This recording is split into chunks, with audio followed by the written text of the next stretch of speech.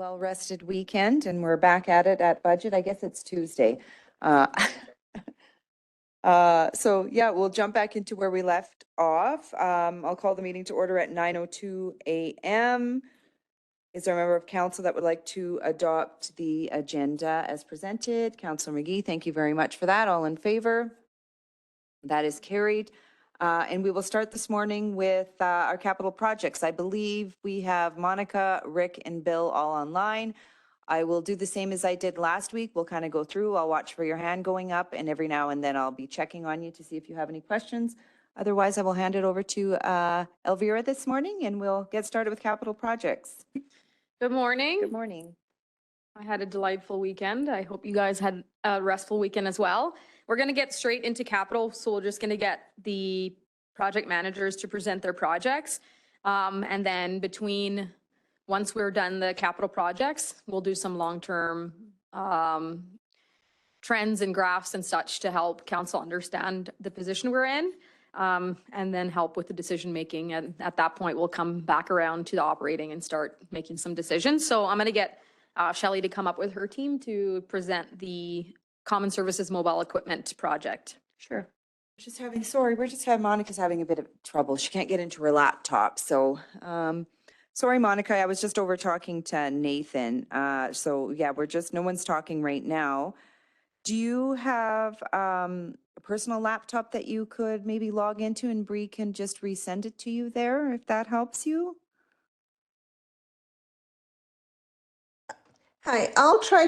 Can you hear me? Yeah, I can hear you. Oh, okay. Hi, I'll try to figure this out. While I'm trying to figure my laptop out, I'm gonna use my cell phone for now. That way I can go Okay. between my office and whatever. So no, go ahead. Just go ahead. Okay, and then you could probably email Nathan through your phone if you have any questions as well. I did that. I just haven't heard anything yet. Oh, okay. I just gave him a heads up, so Oh, okay. Thank you.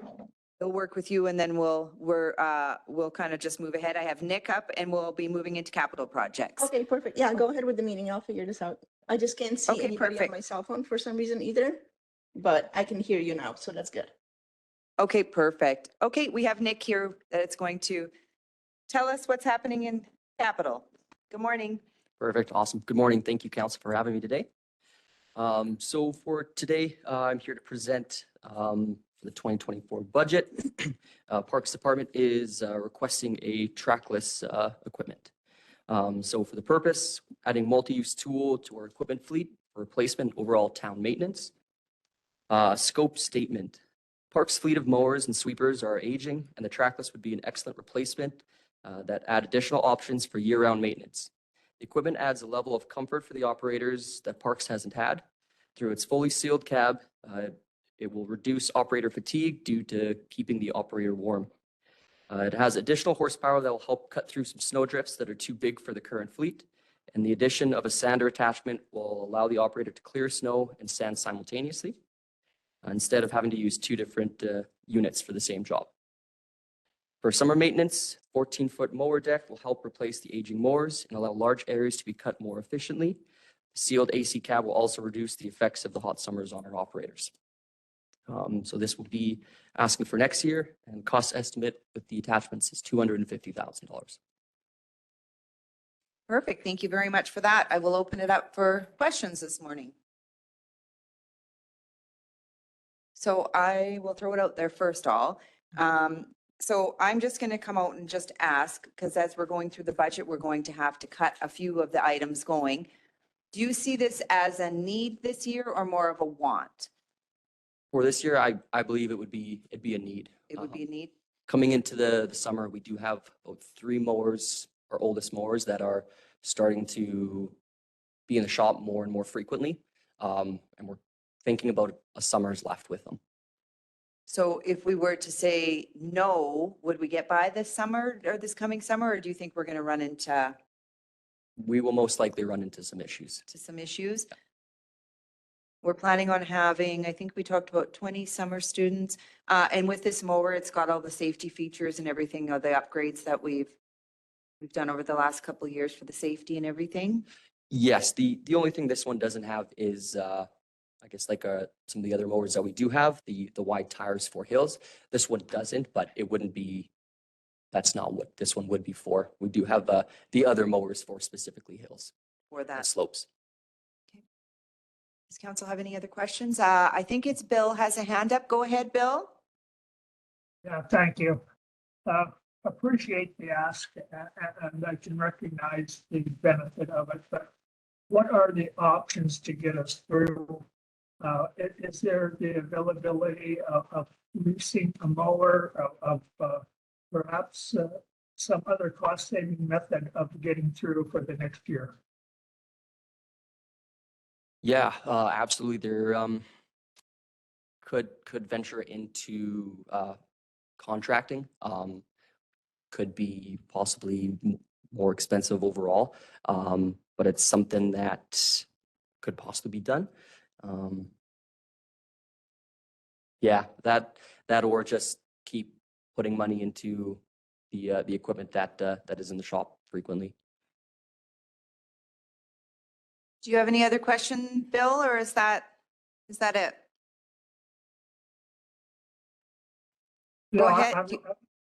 I think, yeah, I think we have to look at whatever options are available to us for the next year and whether it's contracting or just going ahead and put more dollars into what we have and hopefully get through the year. I just want to get his opinion on it. Perfect. Thank you very much. Colin, go ahead. Have we taken a look at the difference between leasing and purchasing these things? Can we lease them? Yes, we can lease them. I don't have the numbers in front of me, but there is options for leasing. Right. So, sorry if I may. Yeah. Right now, leasing is significantly more expensive because of interest rates. So there are years where we have leased. Sometimes when it comes to big equipment, we lease them for a term and then buy them out after. That seems to be, has previously been the most cost effective, but right now leasing is very, very expensive. I think the rate for trucks is like 8% right now. Yeah, you're talking like vehicles. Yeah. Yeah, I've seen some as low as 0.99 now. So there's ways of finding it, I think. But anyway, just thought I'd ask the question. Thanks. Go ahead, Wally. Thank you, Your Worship. I think, given that we don't actually have the real number, we can check into that and bring that back to council as part of the budget discussion. Right? Sure, that'd be wonderful. Tom, did you have a question? Yeah, I do. First, it would seem to me that you sat down in in your own council chambers and looked at all of this stuff and put it and you fine-lined it and you scraped out some things that you didn't need. We didn't ever tell you that, you know, you only got 100 grand, so how are you going to spend that, right? We didn't ever tell you that. So you've come to us now with these needs after spending a considerable amount of time and thinking, okay, well, I think we're ready.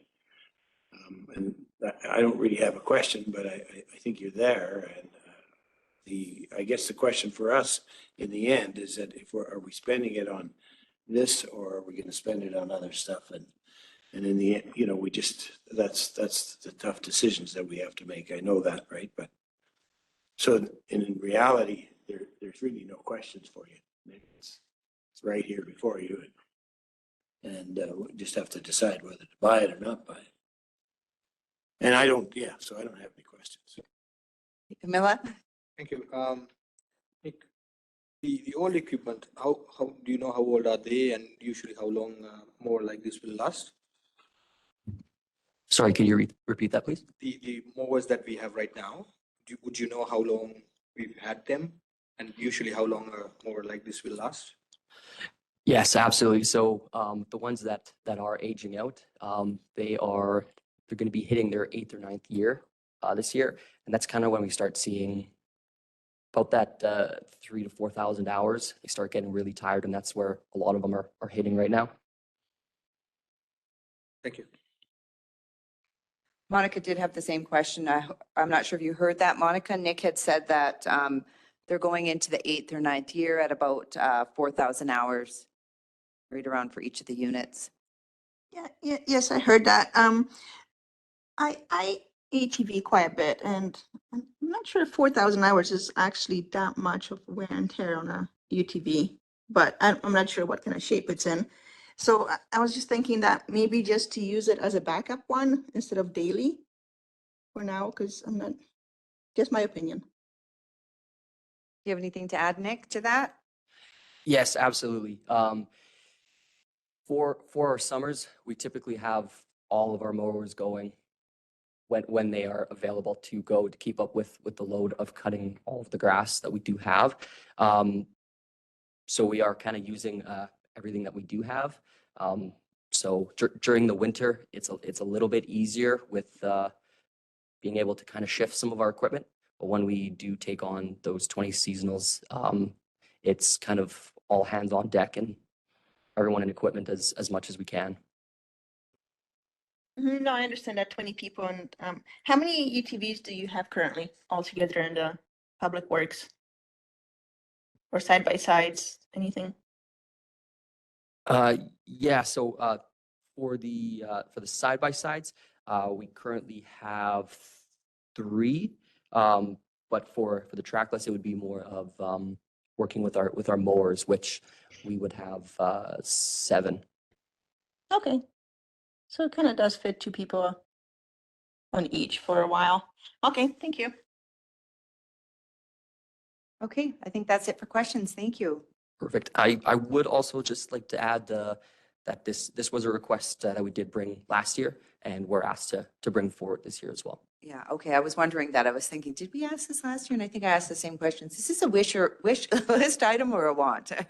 And the only reason I asked that is like, it's a significant price tag, right? So we have to be mindful of, I guess, of the things that we're going to be keeping on the capital and operating list this year and things that perhaps we can maybe push another year, right? So keep that in the back of your mind as we go through too, right? Because we're going to need some help there deciding as we move along. I'm not sure, are you presenting anything else this morning, Nick? Yes, I am. Okay, go ahead. Oh, perfect. So it is also a piece of equipment. So for the year, this would be a 2024 request UTV replacement. So this would be to upgrade UTV from our old damaged one. Scope statement, upgrade an old UTV that has worn out to a new one. These UTVs are a pivotal part of the Parks Department. They're used every day in the summer and most days during the winter. Summer, they are used by our seasonal staffs, getting around town and hard to reach places where it's difficult or dangerous for trucks. Keeping up with our UTV count is needed to run the team properly, and we have an old damaged UTV that is not safe to drive anymore, and it is time to replace it with a new one. We are asking for $47,000. Okay, perfect, thank you. Questions? So Monica had asked the question about how many we have and how old. So utility something vehicle? UTV, is this the Side-by-sides. side-by-sides? And how many we have for those, the side-by-sides? So we currently have 3 of them. Three, yeah. But there's one, water plant does have one that we do borrow during the summer, but we have one that the mechanics did come and talk to us, tell us that the frame is bent and is dangerous to drive. So we don't think that we could fix it or have it repaired? What would the cost to be, what the cost would be to replace or repair it?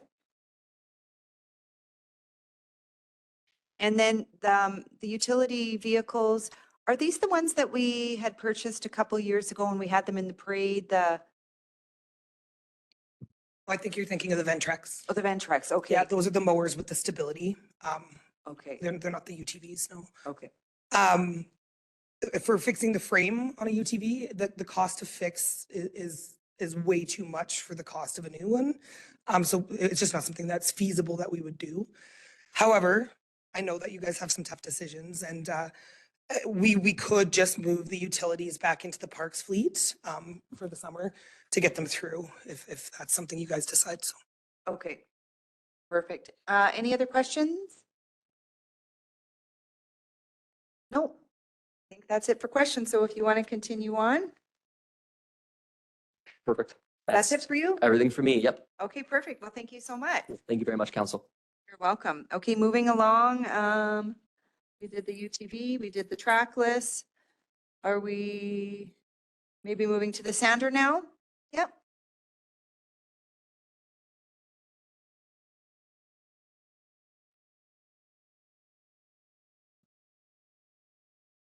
Good morning, Mayor. Good morning, Council.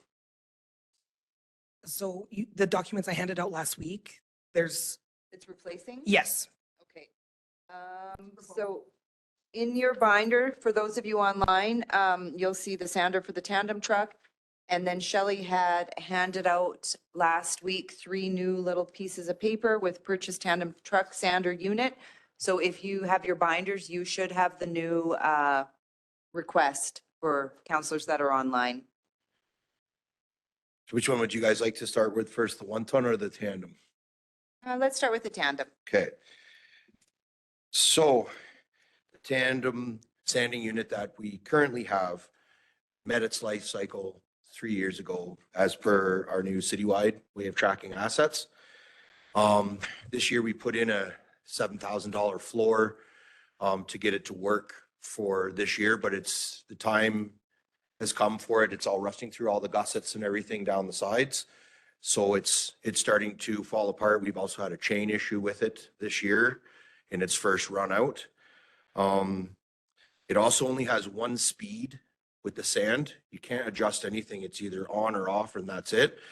With newer sanders and newer technology out there, they make it a little bit easier and you can use a little less material when needed. It's not all just going all to waste. But this one, yeah, it's definitely, it's run its line. It's done well for us, but it's basically not worth what we've even put into it for that floor of the $7,000.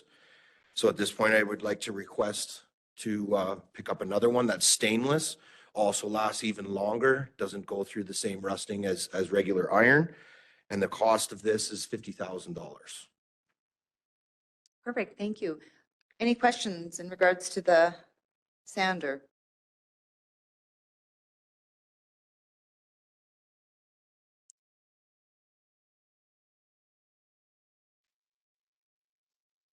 It's the track list. So Okay, Amila, go ahead. I was just wondering, the one that you're proposing now, is it pretty similar to the one we had? Yeah. Other than the metal difference? So the difference is that this is that it's full stainless. Right. So all that corrosive salt and any material that we put in there, any calcium, anything like that, it doesn't eat it away over the test of time. I know some of the county ones, they've had theirs since 1998 and they're still on the road now. They're still using them. Same kind of design. The stainless is the way to go. It's just, they just last so much longer, so much better. So if we were to fix the current one, is it doable? And I mean, we've already put 7,000, but how much? Yes, we have, and we fixed, so the floor in it right now, we put an entire floor in it. That costs $7,000. But the rest of the sides of the boxes, it's all the paint, everything's rusting all around where the pump is. And because of the age of it, it's harder to get parts for them. We still can, but we really got to dig for this one. The next one I talk about is even worse, but this one here is just, it's outdated. It's done its time and it doesn't sand as good as it could. It's got older technology where the wheel turns slower when it puts the sand out. You can adjust all that with the newer ones and it's better. Any other questions? No. So this isn't an attachment that goes on. This is the actual truck and everything that goes. No, this is an attachment that goes into the back. So in the wintertime, we have a hoist for it that you back the truck under, put it in, lock it down into place with the chains, and then use it all winter so that we can use the trucks in the summer for other purposes. Oh, okay. So there wouldn't be a request. How old is the truck or do we alternate trucks are fine? We're not. Yeah, no, trucks are all good. Okay. So Just a this is sanding the- unit, it's run its course and it's time to make some moves, or we're gonna be trying to keep it together going into the mid-season. And if we start doing that, we put the floor in it now and we're hoping for the best for this season. But if we have any problems, it'll affect the performance of what we can do out in the town. Okay, gotcha. Okay, I don't think there's any other questions. We'll move to the next one then. Okay, so this one here is a similar story.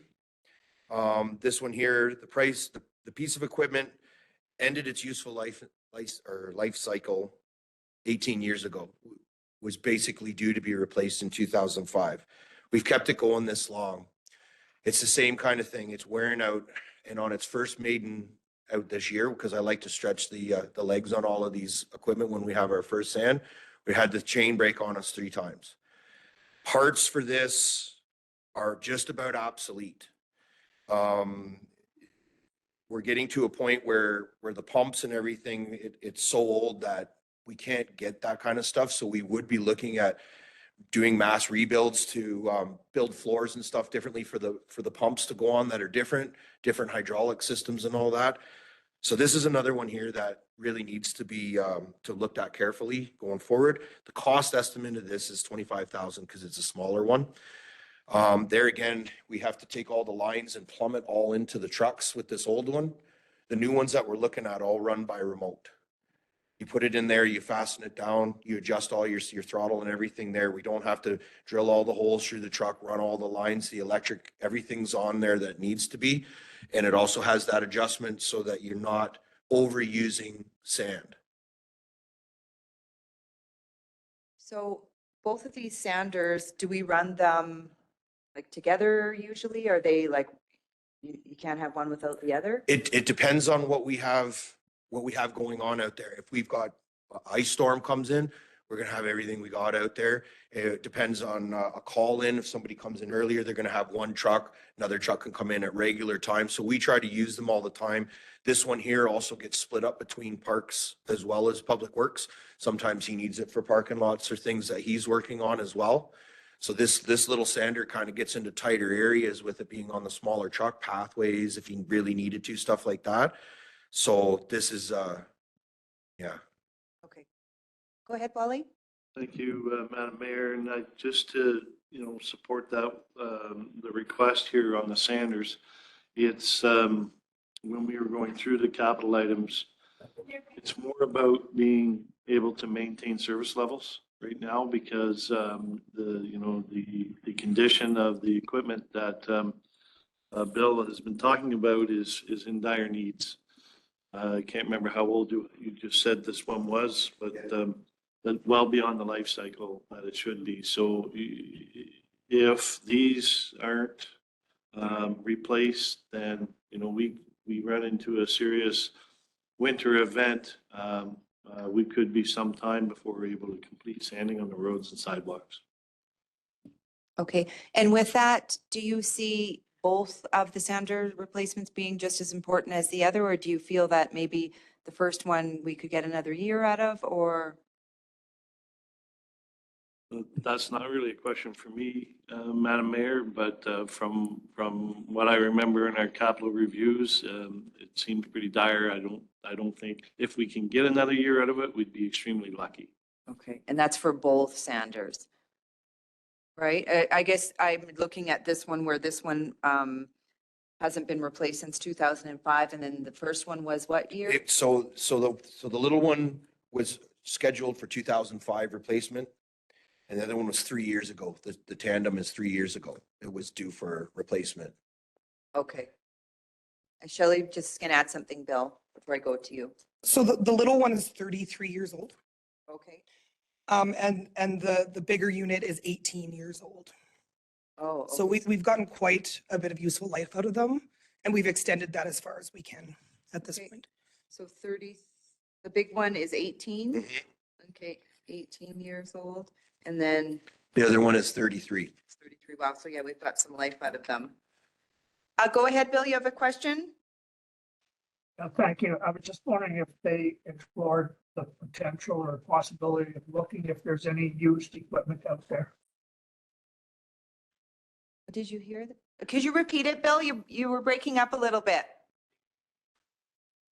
I was just wondering if they explored the idea of perhaps looking if there was any used equipment out in the Used. vicinity that might be practical or could be applicable to our needs.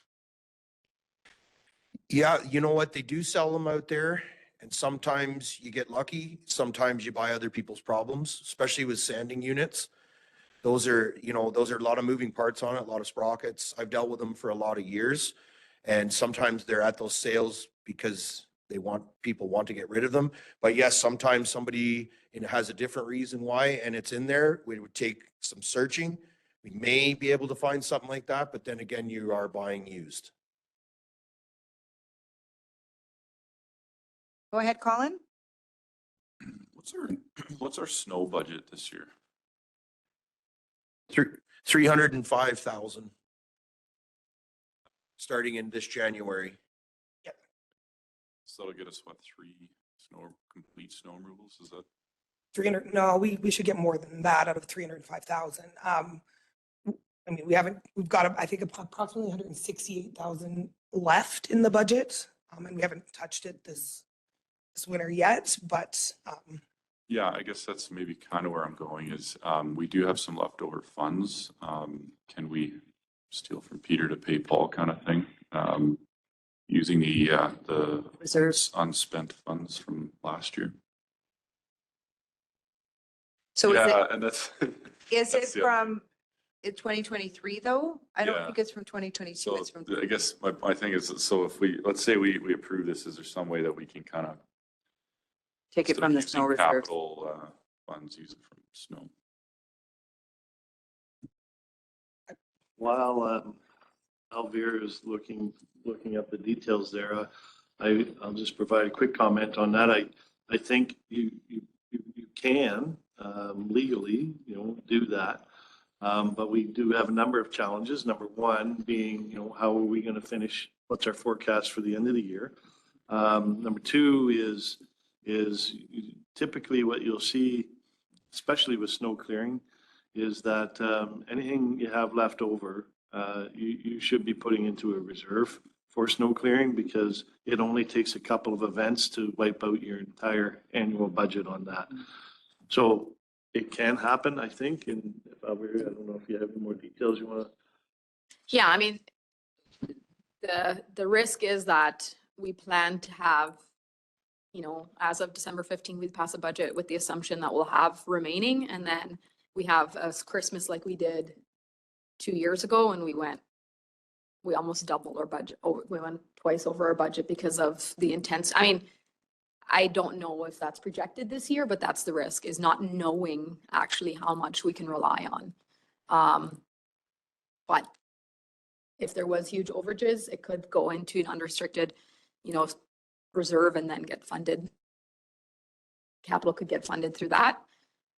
Right now, it looks like we have quite a bit left over in there. And we likely will, because I don't know that are in for a lot of snow this year. But it only takes about 2 or 3 good snowfalls and then we're at budget again. So technically, yes, we can do that. Yeah, the idea there was that we kept kind of accumulating that through and having that extra spare in case we do have those winters. Now this one, it's come in like a lamb so far. That doesn't mean that January, February, we get hit too. It could happen. And that was the idea, was to have those extra funds ready for that snow removal so that we could keep the town flowing and our service level up. So bottom line though, is there's a risk that this equipment will fail. And that if we don't replace them, we're not going to be able to keep our streets safe. Yeah, like I said, we put a bunch of work into them just to get them going through this year, and started that back in August, and started looking at this and going, okay, when we started looking at our equipment, going, we're kind of at the end of things here with this, and we want to make sure we provide that level of service to the people of Drayton here. And yeah, we've got it. We're going to put everything in. I've got good mechanics there to keep that thing as live as we can this year. Hopefully nothing big happens to it, but we do got to really look at this carefully here, because it'll be phone calls that everybody gets, and I'll be trying to do everything we can. But if we start having anything major where we need parts, that's where it's going to really come into having to issues keeping the performance up. And we can always supplement with contractors, right? But I guess the risk there is also your costs are going to jack up, right? So. Yeah, they'll need to be watched a little bit on how they use for their mixes and stuff. We go through a plan because at certain temperatures, you don't want to use too much of certain products. So we'd have to watch them contractors a little bit, how they're loading our material out of our shop, machinery, stuff like that. But yeah, it's doable. Bill, do you have a question? Yeah, I just want to be cautious that when we talk about taking money out of operations and for capital projects, and then we end up in the situation that we find ourselves basically this year, that we need to increase taxes just to maintain the service and operation. So I just want to be cautious when we're discussing those sort of things. Thank you for that. Any other questions? No, thank you very much. Okay, so we are done with common service, mobile equipment, and then we'll move to Public Works Bays door upgrade.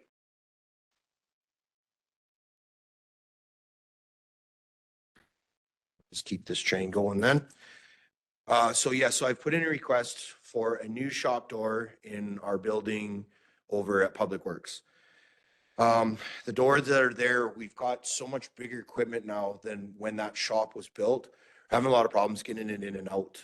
And we've had a few near misses where we're trying to back a piece of equipment out, and the way that the road goes around it, we're meeting other people because there's so much staff in there at all different times that we've had a couple of close calls there. So we wanted to be able to drive through the shop and out, not to mention put in little doors that have just a little insulation in them because we're getting a lot of heat loss through those older doors. So the cost of this is between 25,000 and 30,000. And they can come in and fix our door up, and they'll put one big single door there instead of these two smaller doors. We'll be able to come in, have our equipment in there, do what we got to do, and head right out where we need to go up to the road and out to the job. Perfect. Thank you for that. Any questions, Tom? Can you use local people to put, do we have people who can do doors here in Drayton? Yes, actually, we got one of their quotes from Foothills Doors, who does all their work in the area.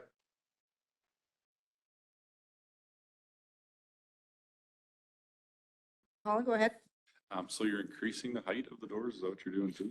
Yeah, so we're more or less increasing the width because there's the cement part of the wall where the two little doors meet. So we're taking that right out and having one big door where it's easy to get in and out with the bigger equipment. We've come close a couple times to swiping them out. It's just tight when we're trying to work on all these different equipment in that shop. And it would just be a lot easier to come in and out of it that way, and a little bit safer. Okay, perfect. Thank you for that. Doesn't look like there's any other questions.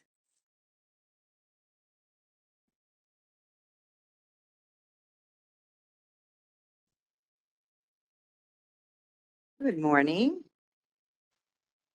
Good morning, now that the mic's on. Good morning again. All right, so beautification. As part of council's vision, decorative lighting was proposed to council for along the trees on 50th Street in 2023. Municipal Services was asked to bring this back to discussion in 2024. So the decorative lights on 50th would mean we'd have to trench in some power. We don't want to dig up the pavement, so it would have to be a directional. And the estimated cost for that was 70,000. Plus lighting is estimated at a total cost of 96,500, an increase of 1,500 from last year's quote. This is part of the strategic plan surrounding beautification in the community. This project is in line with council's vision for our municipality. And yeah, I'll open it up for questioning now. Perfect. So 50th running from our electronic sign south kind of thing? North. North? Yeah. Okay, running north. And we can't tie into the sign at 50th and We'd have to actually run the power to the lighting panel for the downtown. oh, okay. So where all those hanging lights are, we would, Little bank kind of Yeah. there where that panel is? Yeah. We tie in there? Yeah. Okay. So where would we be trenching, I guess, then? it would be under the pavement to get across 50th Street to the other side of the, like, so on both sides of the 50th and 50th East and West to put some decorative lights in those trees. Okay, perfect. Any other questions? Camilla, do you have a question? Yeah, so on our road maintenance plan, we have kind of identified which roads that we need to do every year. We are doing 50 on this way now. When is it slated to do the other way? It's still many years. Many years. I don't, it wouldn't, if you want to keep this project in line with that, it would be many years down the road. That road is in not bad conditions. We don't foresee anything there. What about with water distribution tie-ins or anything? You don't come along that we're digging anything up? We would only be digging up at 56th Ave to make that connection there for the distribution project. We wouldn't be going close to the downtown area. Okay. Did you have another question, Camilla? No? Okay. Tom? Shelley, I was thinking that at one point, 50th heading east, we had that down about, it looked like 6 or 7 feet before we put the new pavement under. Is that a time when we could have driven the line down, or am I? It's wrong area. We're not talking 50 Ave, we're talking 50 Street, right? So What we're talking about is electricity though. yes. And you'd be running the power from 51st, the one way by RBC, and then running it east to 50th. That'd be the only way to tie in power. Fortis wouldn't let us tie into their poles. I did attempt that, but they wouldn't let us do that. Plus, we'd have a lot of hanging extension cords everywhere. It would look silly. Yeah, thanks. Okay, perfect. Thank you for that. Next up, the Wayfinder sign. As part of council's, Oh, sorry. Did you have a question, Bill? Oh, sorry, no, Oh, your mic must have been on or is on. I'll mute. Thank you. So as part of council's vision for beautification, and administration was asked to get proposals on a Wayfinder and welcome sign in 2023. Administration is proposing that the budget be set at 100,000. We'd then go to tender and get as many options as we could and bring those options forward to council. I know I did bring it back to council once we had a full cost of where we were going to implement the sign before, and the cost was just too high. So I would like to set that at 100,000 and not go over that amount. I want them to be creative and come up with ways that we can get the public more interactive and make it a more of a showpiece for the community. And this is in line with council's strategic plan for beautification. So I will open it up for questions now. Perfect. Thank you very much. So with this, when you spoke about the other sign, that was the presentation that came to us from the couple, and that was the sign going either on the highway by Canadian Tire or McDonald's, and then had all the interactive QR, you could scan all that, right? That's correct. Okay, perfect. Does anybody have any questions in regards to the sign? Tom?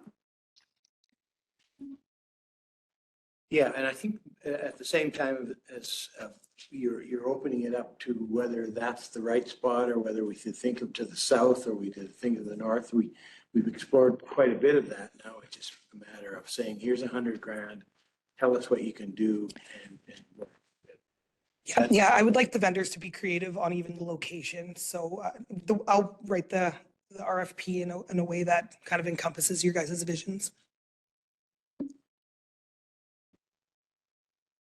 Emila? Thank you. We discussed about not the welcome sign, but the Wayfinder sign around the Omniplex parking lot. Is this part of that, or that hasn't? Again, that's what I'm going to leave to the vendors to be creative. I will propose a few different locations for them to use and come up with a plan and then bring it back to council for decision at that point. Okay, so the 100,000 for them to bring.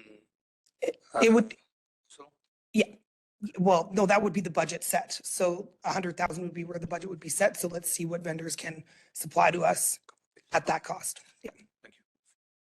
So I think Emila was asking, I think the intent, first off, was there would be a Wayfinder sign at the Omniplex, new swimming pool that would say this many kilometers to the pump track, this many kilometers to the skate park, this is to our trails. Like that's kind of how this started. So would that option go out with the request of 100,000 too, whether it's going to be a welcome to Drayton or it's going to be a directional or wayfinder? Yeah. Yeah, or both. Or both, Yeah, okay. it would absolutely come out that way, yeah. Okay. Any other questions? I don't look like we have any questions online. Okay, perfect. Thank you very much for that. Next up, we have moving into our community services, ECDC acoustic implementation. Good morning. There we go. It's on right now? Yes? Yes, it's green. It was off. Okay, thank you for bringing this forward through the chair to the rest of council. So we're talking about the acoustic implementation at the ECDC, our daycare center. So in the recent weeks, staff was coming together, and you see in this request that basically OHS guidelines are mentioned in there. But I want to stress that this started based on conversations and safety review that staff does amongst themselves with the management, and that OHS guidelines were consulted, of course. But this is not a direction from OHS and based on the reporting, based on injuries that already happened in the past. But this is basically a good preventative measure that the staff was looking into, and did consult with both our safety coordinator here in our town, but also based on the OHS regulations to look into it. So it says that, of course, noise, not meeting noise levels could result in hearing damage and a loss. And the hearing damage that you have to remember in a daycare center is, of course, not something that's continuously a humming or a noise, an industrial sound. Where, for instance, you cannot go over 85 decibels for 8 hours at a time, but there's peak levels. So you're talking about noise levels from voices, toys, and stuff like that from our, let's say, smaller kids, but they are still peak noises. So the request was made based on an assumption for $20,000. That was an estimate. We have a result in from a company that did a better review and an estimate based on what they could do in panels, roof panels, and wall panels. That quote came high in, so that was just recent, so high that it exceeds the $20,000 by a big margin. But that means that we still want the request to remain $20,000 to find a different solution with a smaller amount of the, let's say, suggested quote. That we can stay within the $20,000. So that would be wall panels and not going to ceiling panels. Of course, when this is not approved, do we straight away, say, jeopardize any regulations, or do we not follow any guidelines from OHS or inspection? That's not the case, but we know that, of course, we will keep monitoring our noise levels, and we call it always voice and toys. So the staff can do stuff with that, of course, as a regulation in behavior, but for sure, noise level reduction in the ECDC will help, because it is a location with a lot of glass, tiles on the floor. So there is, of course, reason to concern. And if we can do something over there, it would be absolutely helpful and better the safety for our staff and the kids. With that, any questions? Thank you very much for that. Any questions? Colin? So who did the testing to determine those peaks? So the testing can be done by a noise, let's say, microphone and stuff. So right now we did it internally, but we can do that externally as well, of course, and get it a longer period of time testing, because it doesn't help in this location, of course, to do that just for an hour or walking with a microphone and do a decibel testing. It should be a longer stretch of time to ensure that we, of course, for sure not exceed certain levels. And the levels are even in a couple of minutes if you go over 100 decibels. And you have to do that over a longer period of time to confirm that's the case. We haven't done that testing yet, but we know, of course, this will help our safety for our staff. For sure. I guess my suggestion would be, though, is to get an external party to do that testing first, because you know, if we're asking for 40,000 bucks, we don't know exactly what the levels are. They need that information to determine what kind of, you know, arrangements they have in there. So I think we're maybe jumping the gun here a little bit in terms of asking for the 20,000. Unless that's part of it is the testing to determine kind of the outcome, right, in terms of what we need. Yeah, correct. We can, of course, do, let's say, more research and making sure that we are, let's say, exceeding levels with a directive. But we can do that for sure. And do we have any like carpet in the building, throw rugs or carpet or fabrics or? Yeah, there are like that, of course, but let's say in the total volume of your building, that's just a small portion. So this building has never been built with baffles in the ceiling or acoustic panels. So whatever you throw on the ground will help for sure, but it's not, let's say, sufficient. Perfect. Amila, go ahead. Yeah, I was just wondering, has there been any prior instances where staff has been having hearing problems, or have they reported something like that prior to this? Well, thank you for that question. So yeah, the reporting basically is in the review of the staff amongst themselves and basically talking about what is concerning. So this is brought up as a concerning item within the staff in the conversations. So that's why this was brought forward as a project to mitigate those concerns. Thank you. Tom? So I'm guessing we're talking about baffles maybe hanging and I'll go back to the CETC and we went into some fairly lengthy change of baffles and things like that. And in the end of all of that, I'm not sure if we accomplished what we wanted to accomplish for the amount of money that we spent. So there's always that hangs over our head a little bit. And even though, as Colin has mentioned, if you use experts, you still are relying on something that, you know, that people know very little about. But so it's just one of those nebulous things that you're going to try and see if that helps, if you need to do that. And that further discussion, I think, as we get forward. Perfect. Thank you very much for your request. There's no question. I'm just babbling. Thank you, Hans. Okay, moving along, we have IT server replacement. This is your big moment, Nathan.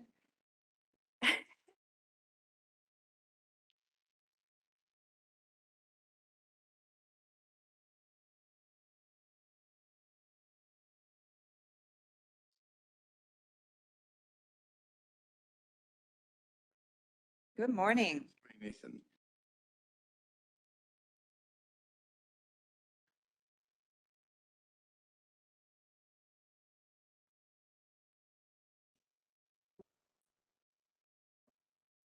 Can't hear him. Oh, Oops, can you turn sorry. the mic on? Bill can't hear. Sorry, Bill. We're continuing on from the previous 2021 and 2022 capital replacement projects, which is 3 years of replacing our primary storage and processing servers. We are continuing essentially with the same costs and the same supplier, slightly different machinery this year based on our experiences with this year's fire. So essentially, it's a continuation of an existing project. Okay, so this is part 3. If we don't go ahead with part 3, then it was pointless to start part 1 and 2 kind of thing, or we'll be fine if we don't do part 3? Well, I wouldn't say we would be fine. Our existing equipment is already end of life or approaching end of life in 2024, which means, as I've mentioned in previous years, no more repair parts, no software support. So potential downtime is significantly increased if we need to source that hardware replacements with a complete failure of a machine.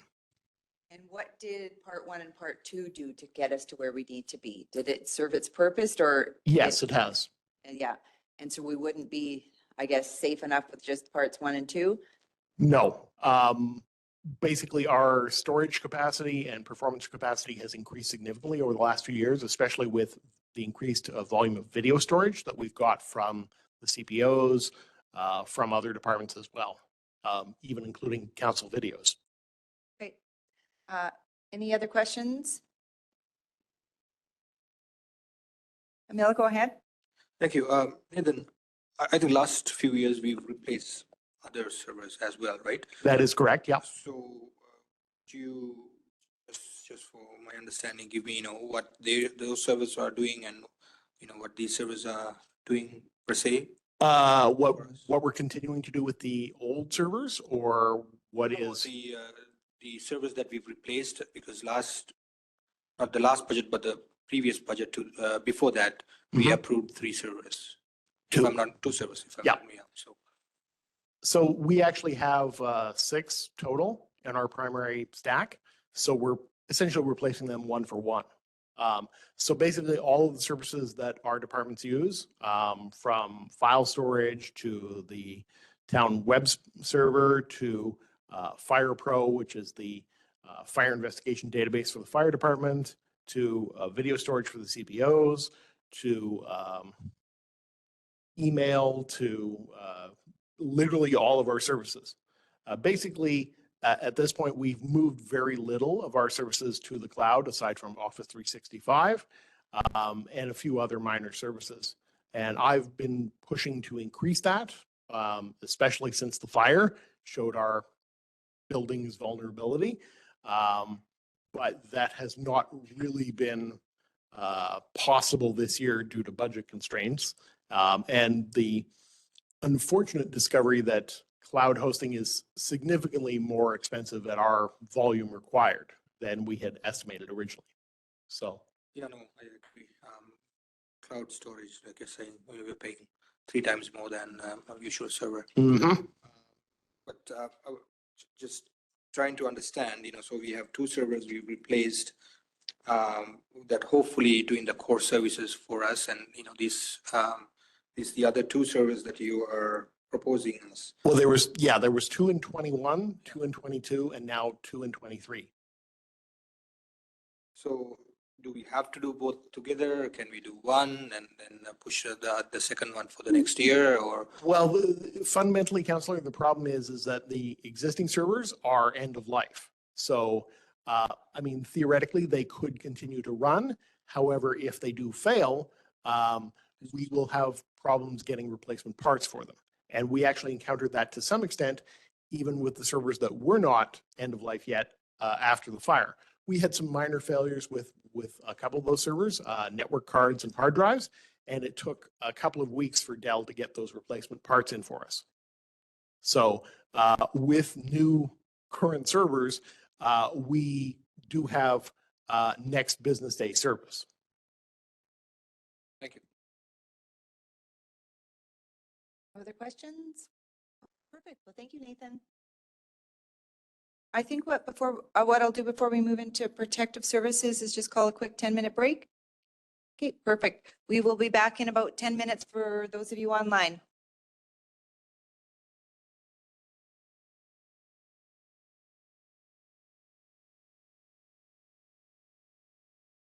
Okay, wonderful. We'll jump back into things at 10:10 a.m. Reconvene, jumping back into the capital project list, going back to protective services. First up, we have storage CCAN container. Good morning. Good morning, Mayor, Council. Quickly go through a few projects. The first one is a CCAN storage container. As a result of a safety audit that was done this past year at the fire hall, it was determined that we have a space issue. Surprise, surprise. We have a number of things that are stacked too high, as well as we also have a number of items that are blocking fire panels, electrical breaker boxes and whatnot. And it's simply because we do not have enough room to store all the equipment. We also have a shed that is completely full, so that is not of any help as well. Consequently, we are requesting from council a CCAN that will be split into 4 sections with roll-up doors, and it'll be sectioned off inside the CCAN.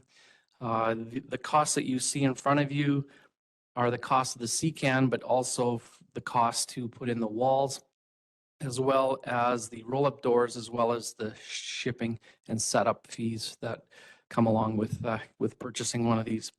This is a cost shared item, so the town's cost will be $12,340, and County Council has already approved their portion of this budget.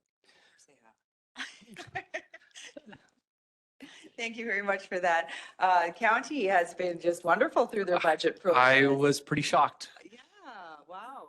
Yeah. Puts a lot of pressure and guilt on us, I think, that's for sure. Colin, go ahead. This is kind of timely, Tom, because Nancy and I were just talking about hoarding and throwing stuff out. And, so I guess the stuff that we have in there, those are obviously things we need and are required and those sorts of things. So, so I guess the question was, is there anything we don't need in there that is in there? So. Anything that is not required, we have taken out of there already, and it's been moved out to the training grounds, which is problematic because then we have problems with theft and break-ins and everything out at the training grounds. But everything that is in there is stuff that we use frequently for our high school kids program or fire prevention programs or regular training sessions. So it's used frequently. Right, so the stuff that's out at the training could be put in here as well. Yes.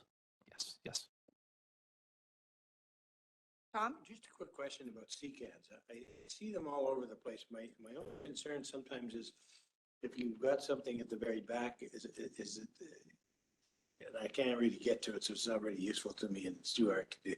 I don't know how the CCANs work, but if you can open the back door, front door, side doors, and if people are selling them secondhand, it's a big mystery to me.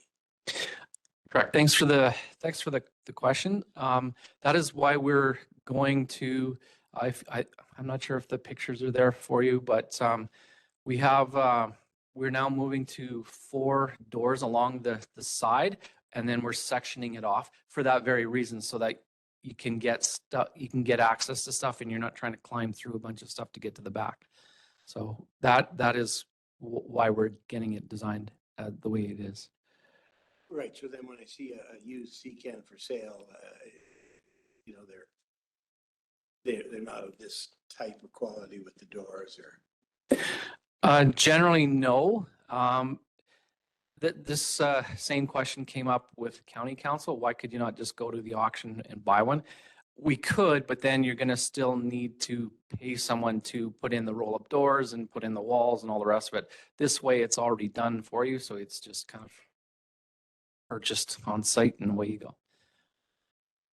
Bill, do you have a question?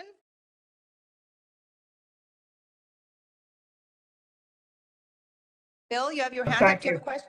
Oh. Yes, thank you. I was just wondering, Tom, if the town and the county has a few vacant buildings, has it been considered that possibly the old Public Works building or the old county office maybe it could be utilized for some storage? That was also asked by County Council as well. The problem with that is that when you are running a high school program in the middle of the day and you need the equipment, that would require my staff to go over there, get the equipment, bring it back over to the fire hall, use it, and then take it all back there. As well, we also have fire prevention programs that go on late into the evening, so that would require staff to have to drive over there, put it all away. It's just more convenient and easier for us if we have it right on site, and it takes less time and manpower to move it back and forth.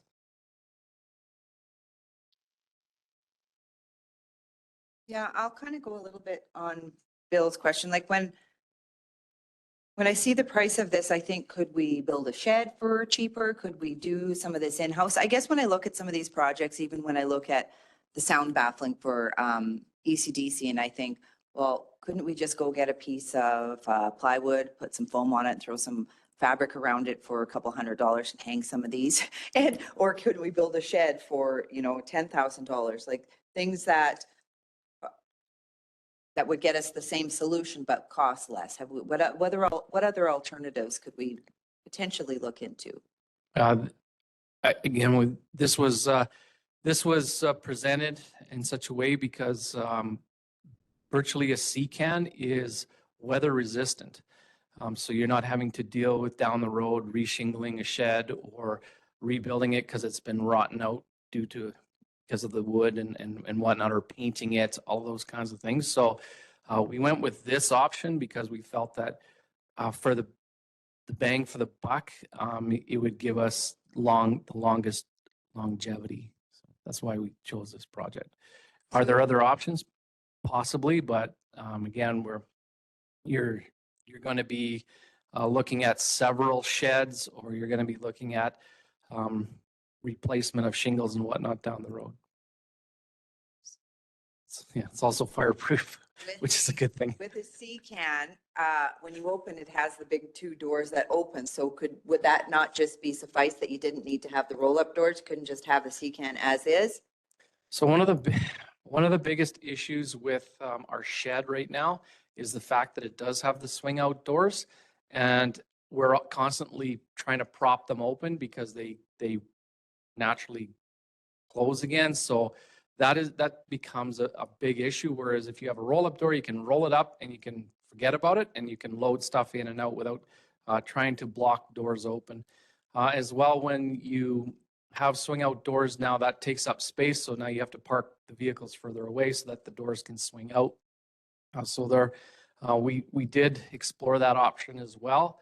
And we decided the roll-up doors were the best option. Doesn't look like there's any questions, so we'll move along to the next item on the list, which is the command truck. So moving on to the fire department command vehicle.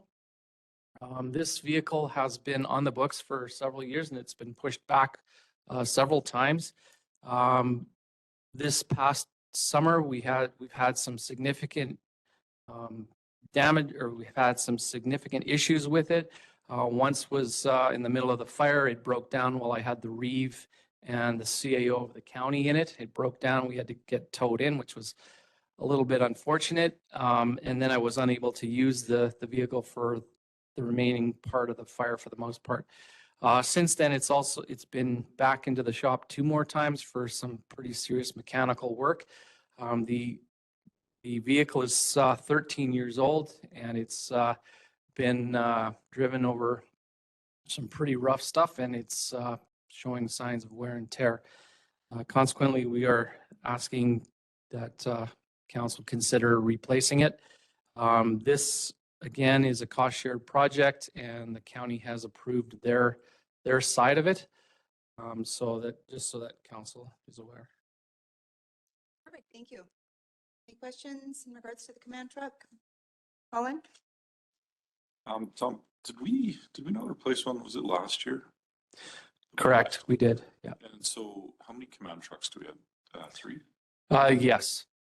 And we're on cycling them through kind of thing. Yes, we're trying to do that, yeah. It's unfortunate because we've had different of these vehicles being pushed back. The time frame now is all messed up, but that's the intent, is to replace them. And then I guess, do we have a preferred cycle on these things? Like, you want a replacement every 5 years or 6 years, or is it mileage? Normally it's 10 to 12 years is what we would like to do.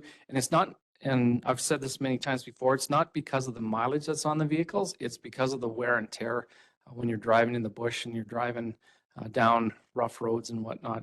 That takes a toll, especially when you're doing high speed driving. It creates wear and tear on the braking systems and steering systems, suspension systems, which is now all the stuff that is currently being replaced on the one that I have.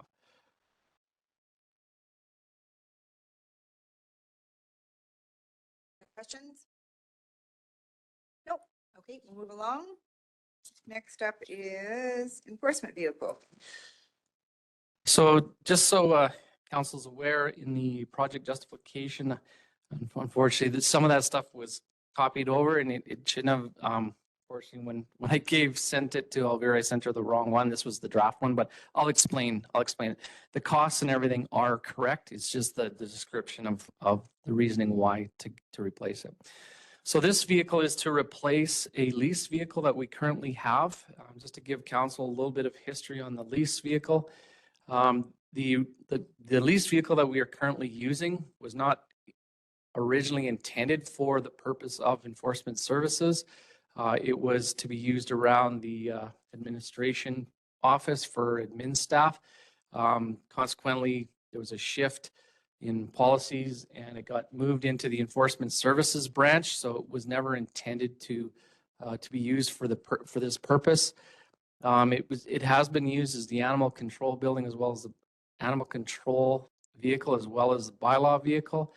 We had an unfortunate incident with an animal doing its business in there, and so we are having issues with the smell that's in there, and so it's a leased vehicle, so we are giving it back to them. It needs to be replaced because, as I mentioned, the lease is up on it. We are now consequently moving to requesting an enforcement services vehicle. This enforcement services vehicle will help us update the CPO vehicle. So we're going to take one of the CPO vehicles, turn it into the bylaw enforcement vehicle, and then use the new one as a CPO vehicle. So that's the description. Perfect. Thank you for that. Questions? Tom? We have a new person that's going to need a vehicle. Is that correct? Correct. We have all the staff in place, and we acquire the vehicle.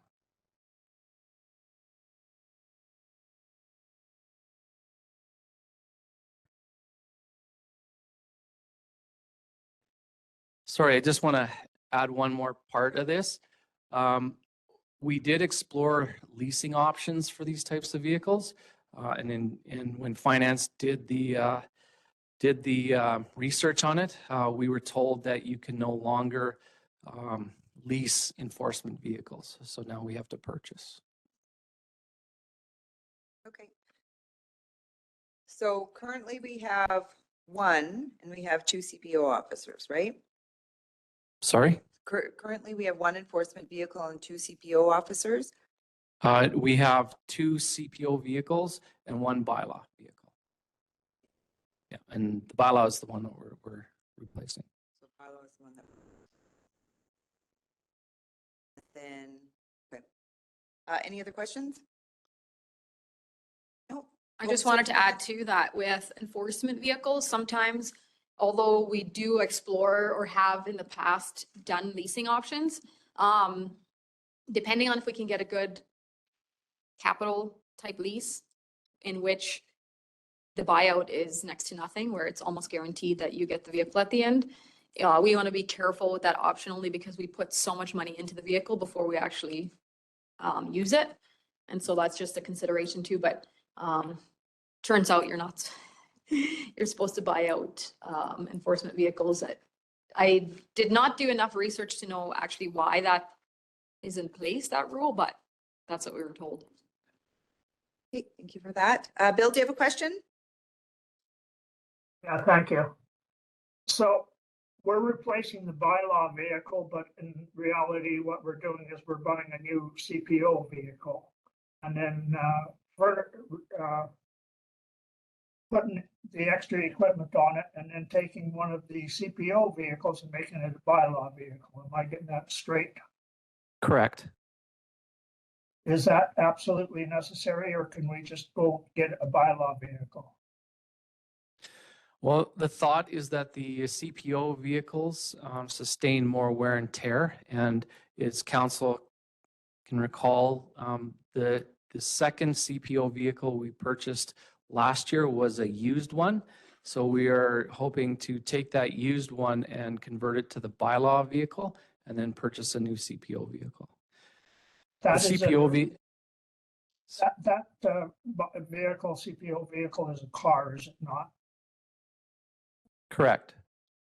And so is that going to alleviate your problem with hauling animals? We won't have any significant issues because normally when that happens, we will just use one of the CPO vehicles to do that. The problem that we have is that the bylaw enforcement officer can't operate or can't use the CPO vehicles simply because of the markings and the lights and stuff that are on it. So that's why we need to have 2 CPO vehicles, 1 bylaw enforcement vehicle. And then that vehicle will be fully functional with emergency equipment. The bylaw vehicle won't, but the 2 CPO vehicles will. We would be required to take the emergency equipment that's on the old CPO vehicle. We'd be required to take it off.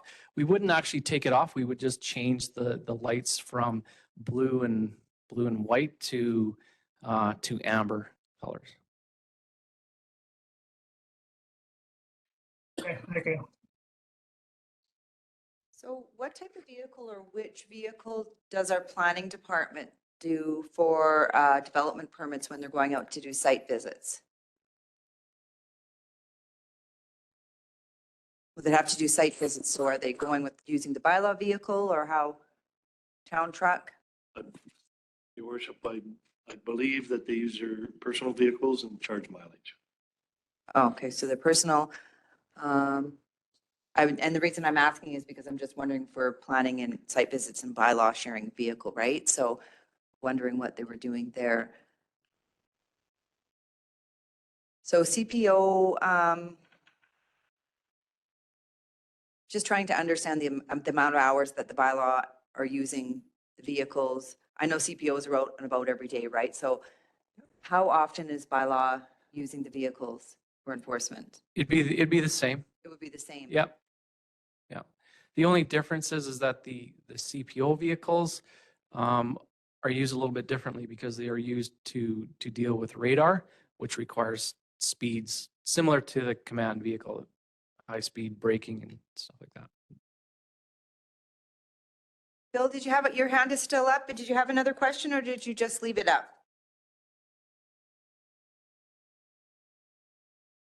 I'm assuming you just left it up. Okay, well, there's no Oh, other yeah, no. questions. No other questions, sorry. Okay, no worries. Okay, thank you very much, Tom. We'll now move into roads. You're back up, Shelley.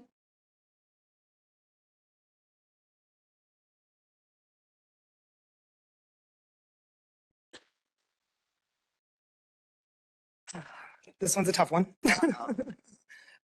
50 Ave East improvements. So when we had discussed after we had noticed that there was an underground utility issue, last year I discussed with you guys that there would be some increased costs coming to budget.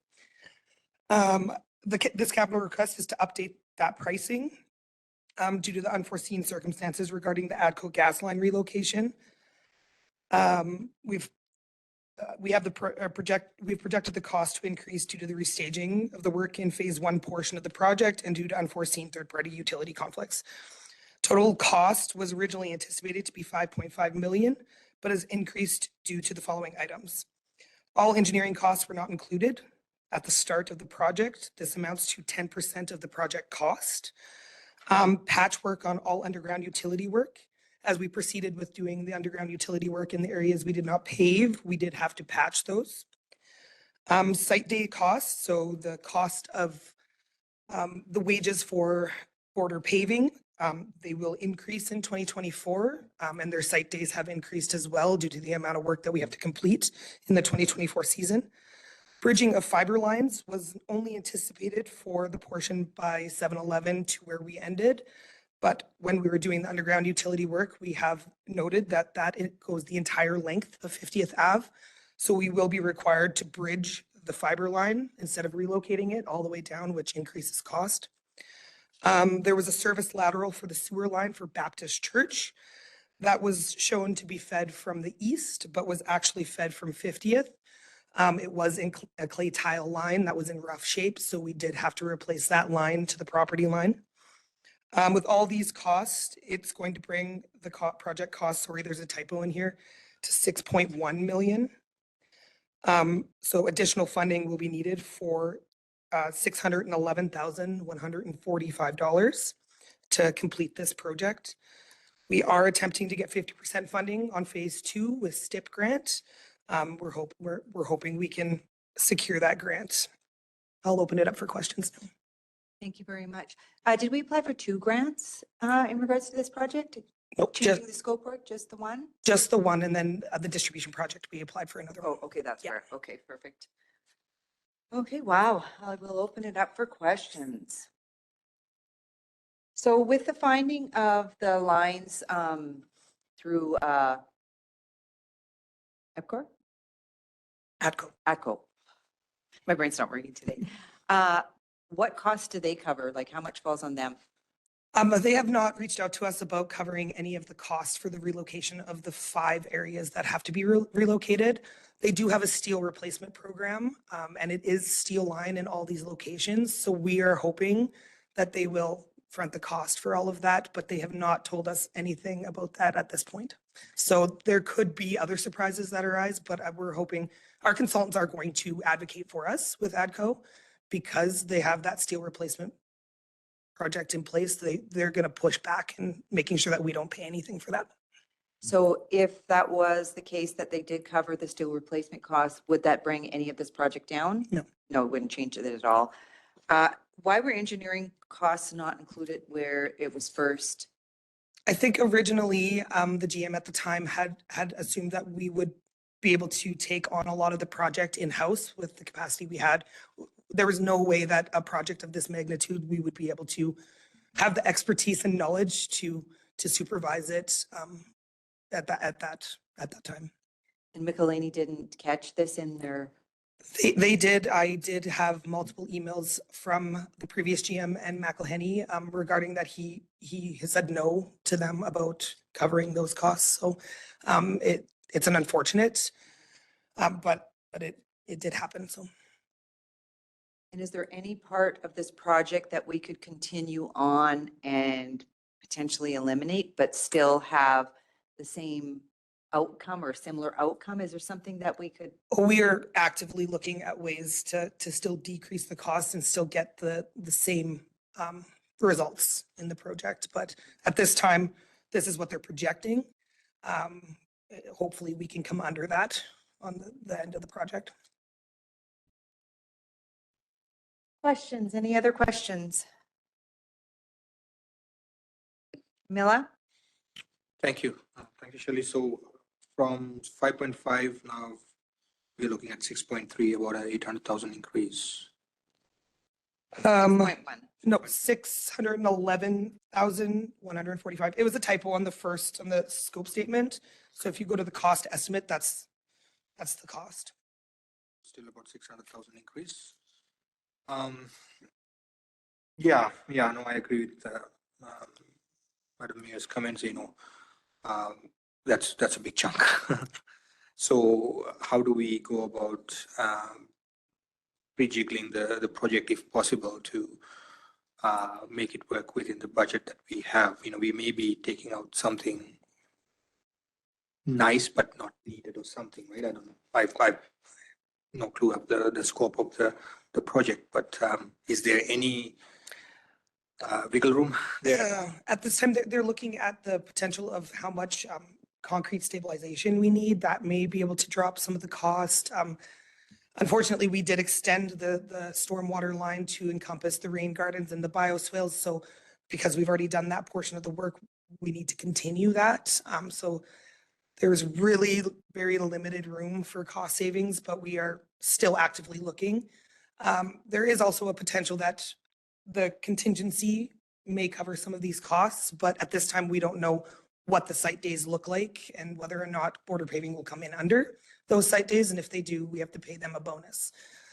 So there's still a $200,000 contingency in there that we could still use to lower the cost of the project as a whole. But at this point, we're going to need to approve the 611 and hopes that we can bring it down. Is it 611 or 575, 745? 611,145. Elvira, did you have a comment? Yeah, I just wanted to also add that during the year, there was 2 times where we came to council to increase the cost, one of them being by $2 million. $2 million that we did not account for financially in any of our forecasts. So like now when I'm doing the budget, that $2 million will have to be borrowed.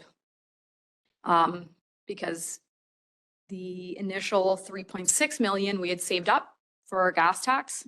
And then the additional 2 million that was approved, the motion, the conversations happened in close, and then the motion happened and it didn't say like how it was funded. Unfortunately, that will have to be funded by debt. So just to keep that in mind. Again, Shelley has noted that half of this phase 2, we are hoping to get grant funded, but I did not put that in only because it's not been confirmed. And this project is, you know, we're under contract at this point, and we've contracted the whole project. And so this is sort of one that we need to finish, or else who knows what the financial impact would be otherwise. So I know that's not the easiest thing to hear, but we'll talk about our debt limit and all that kind of stuff later. But I just wanted council to note, I have in here saying that 5.5 million has been previously approved, which is correct by motion. Council did previously approve it, only that we had not funded the other 2 million. We had no source of funding for it. So yeah, it's going from 5.5 to 6.1. And so the additional 575,000 will be debentured along with the remaining increase that council approved. Hopefully we can reduce the borrowing to 2 million if we can get that grant funding, and we're going to push as hard as we can. But just to be realistic and for council to know sort of worst case scenario. Once we break ground, it's really hard to find a grant. The problem is that this grant we'll find out in March, right? In March, and we're going to break ground on the second phase around that time. So it already makes it tricky for grant, because if STIP turns us down, it's hard to get a grant on a project that we've already broken ground on. But we will definitely keep an eye out, and we're going to keep, you know, admin, and of course I'd request the same from council if you run into ministers or whatever, just to keep advocating for some of this infrastructure funding.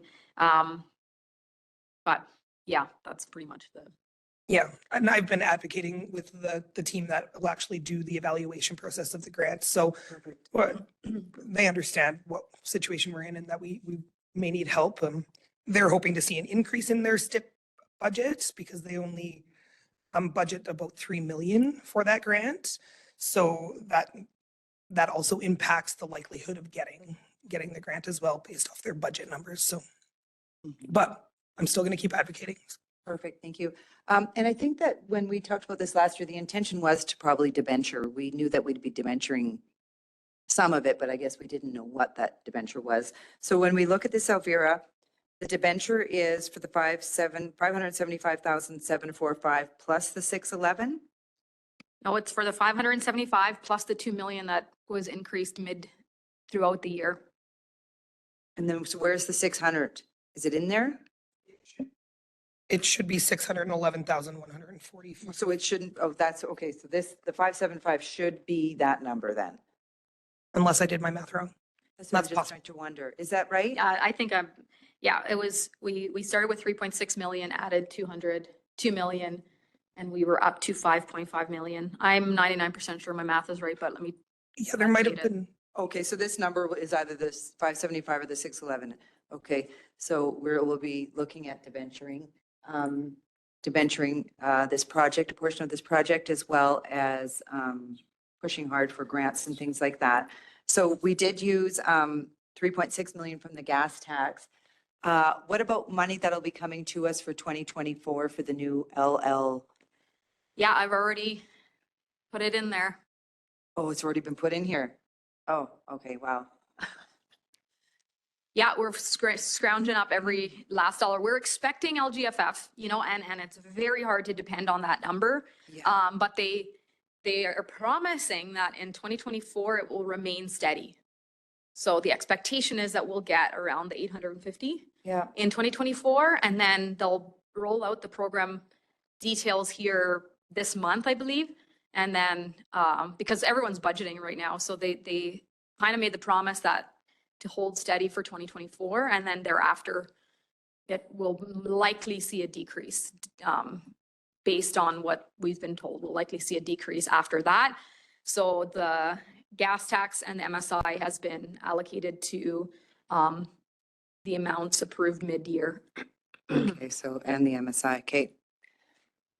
Okay, I know it's not the greatest news, but I think, you know, in the end, we know that it's a project that has to move forward. We know that it's a project that, rather than just a pave, that we're actually dealing with the underground maintenance and repair and replacement that's been over 70 years needed. So, I mean, it's good news that we're able to check off a couple capital projects that we've been pushing off and pushing off. So, I mean, as hard as these types of decisions are, the outcome is the best for our community, the longevity when it comes to that. And we'll have to be looking at other capital projects as we go and prioritizing how we get there. And particularly now that we'll have some of this going towards our debenture, right?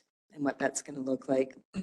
Yeah, you know, we did really well in saving up for this project, and hopefully with our asset management just about in place now, we can have some of these better predictions further ahead, because we saved up all our gas and we had it pretty much covered with the initial scope. And then with that change, this was definitely an improved project, and its longevity is far beyond what we initially thought. It's just that we didn't have the time now to save up for it because of the unexpected nature of how it happened. But definitely we can get around this, and just with this knowledge and the projections, it seems really tough right now, but definitely there's a way out of this. Yeah, I've seen worse things. So I know I keep sounding really, really critical, and it definitely is a tough spot that we're in. But with council's long-term commitment, I have no doubt that we can save up for any future projects. But also knowing that we definitely have to keep advocating the government, because they brought in and the asset management and kind of forced it down, which was, they should have, with the knowledge that there's a huge infrastructure deficit. And so we're no exception to that here in Drayton Valley. And so we have to keep advocating the government to step up, both provincial and federal, to step up and help with our infrastructure so that we can maintain the quality that the town citizens are used to. Thank you, Alvera. Colin? Yeah, I'll say real quick, I saw a graphic last week that the Alberta government since 2011, I think they spent $341 per Albertan on municipal infrastructure. And last year they spent 141. I mean, of course, the population's increased, there's that sort of stuff, but considering there's a $5.5 billion surplus coming our way as Albertans, you know, we should maybe press them for some extra funding here, right? Mm-hmm. So. Absolutely. Tom? Yeah, and I think both the RMA and the AUMA are lobbying, and we all should be there. You're there at the table with them and lobbying for that to the point of, here we have assets that you're saying you need to get them fixed. Well, let's work on it together. The only thing that I'm a bit curious about is that and I'm not really curious, but if we learn from each time we do this, right? So what would I do differently if I had a project like this? I would do it differently, and here's how we would tender it. And McElhaney would be involved, and I'm guessing to that point that each one of those engineering companies are also lobbying the government as well because of the work available. So I think we've learned quite a bit from this one. Yeah, I would agree. I mean, I think the biggest thing that we could have done differently is to do like a lot of the design the year before. And so council could make the decision based on more solid numbers. I think that would be a huge way, because if, when you know a year or 2 years ahead of time, now you can change your decision-making accordingly. But when it's during the year that you're in and you've already broken ground, then that's very tough at that point. So even a year or 2 ahead can change the long-term effect of something like that, right?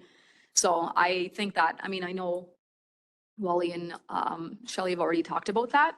And so how we're gonna change, because we do, the scope of this is a big project, right? And so we don't do a big project like this every year. And so learning from this one is critical. And I think we've, as a municipality, all learned a fair number of lessons in how to plan for a project like this. I mean, the outcome so far has been great, right? Like that, no complaints about the quality of the road and what product we're getting. It's just the planning and that we can definitely improve on. Yeah, I agree. Like if we would have done the exploratory work the year before, we could have seen this coming, had a better plan in place with ADCO to actually break ground and do construction at the same time. But unfortunately that didn't happen in this case. So definitely learning experiences have come out of this, and we'll do better on the next time. And we have been talking about this project for 3 years prior to it starting too. It just kept getting pushed. It just was the scope of it had changed, right? For sure. Yeah. Okay, well, thank you very much for that. It is what it is. Okay, we'll keep moving along after to the little bit of news that we got, and we will jump to Mitchell Drive chip seal.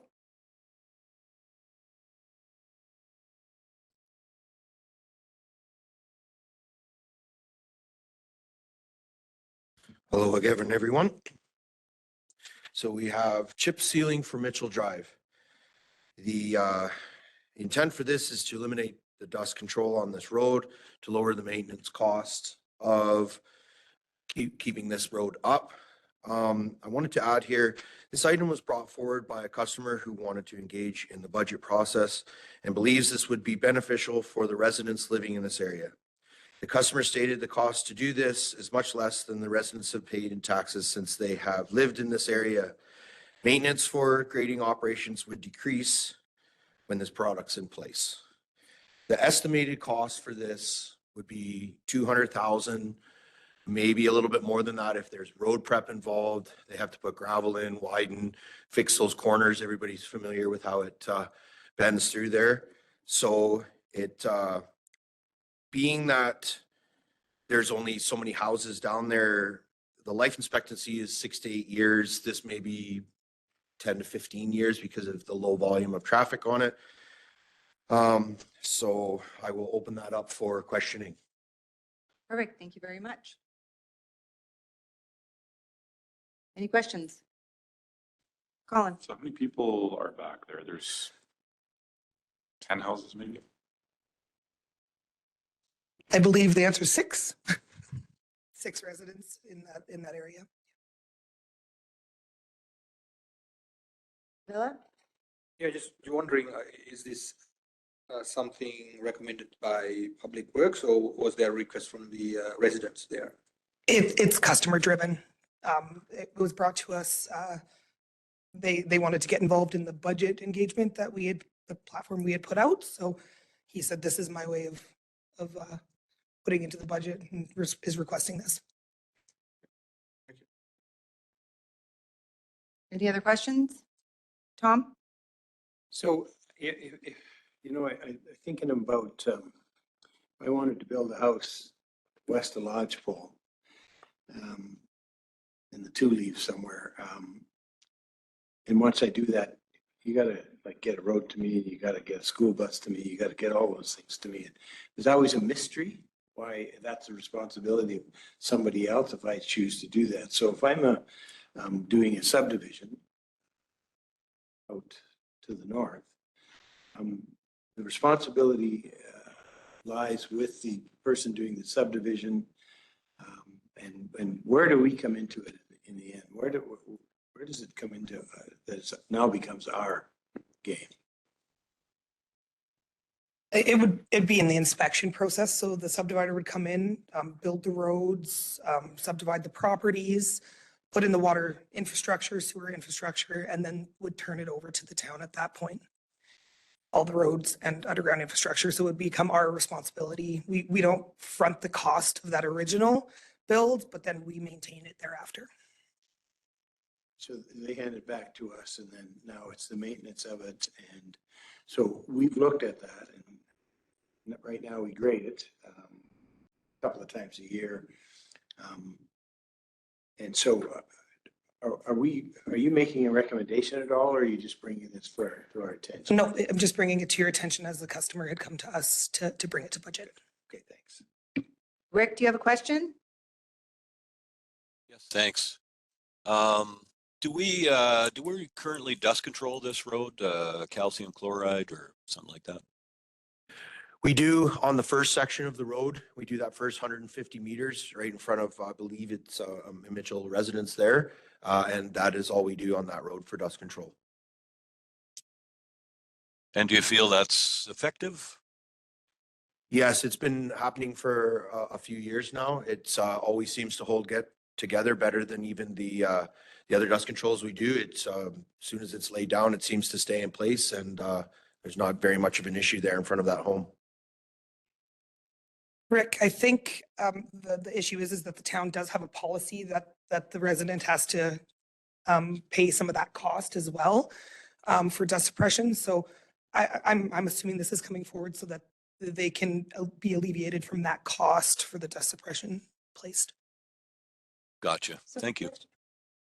My question would be when it comes to the dust suppression, like when you look at Mitchell Drive or you look at the road that's behind M&Ms and all that, like these are town roads, but they're not built to the same standard as all of our other town roads that they're paved, right? And things like that. So I do question as why we would charge for dust suppression and that wouldn't be something that we would do because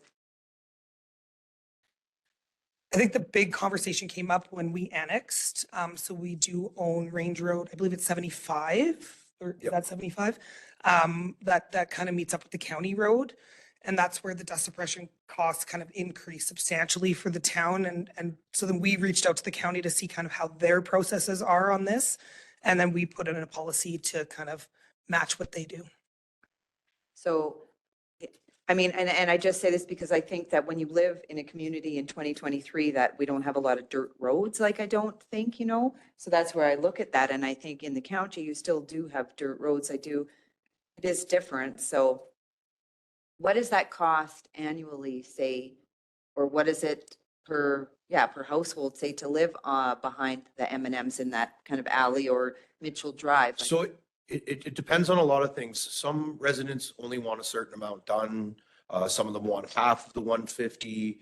So there, it varies on the price that was put in place before my time, by the way. So they pay half and then we pay the other half and match them. Usually it's 150 meters. It's roughly, I'd have to go right down to give you the accurate number, but it's around $300-400 for a resident, depending on the size. If they want more, then they pay for that extra on top.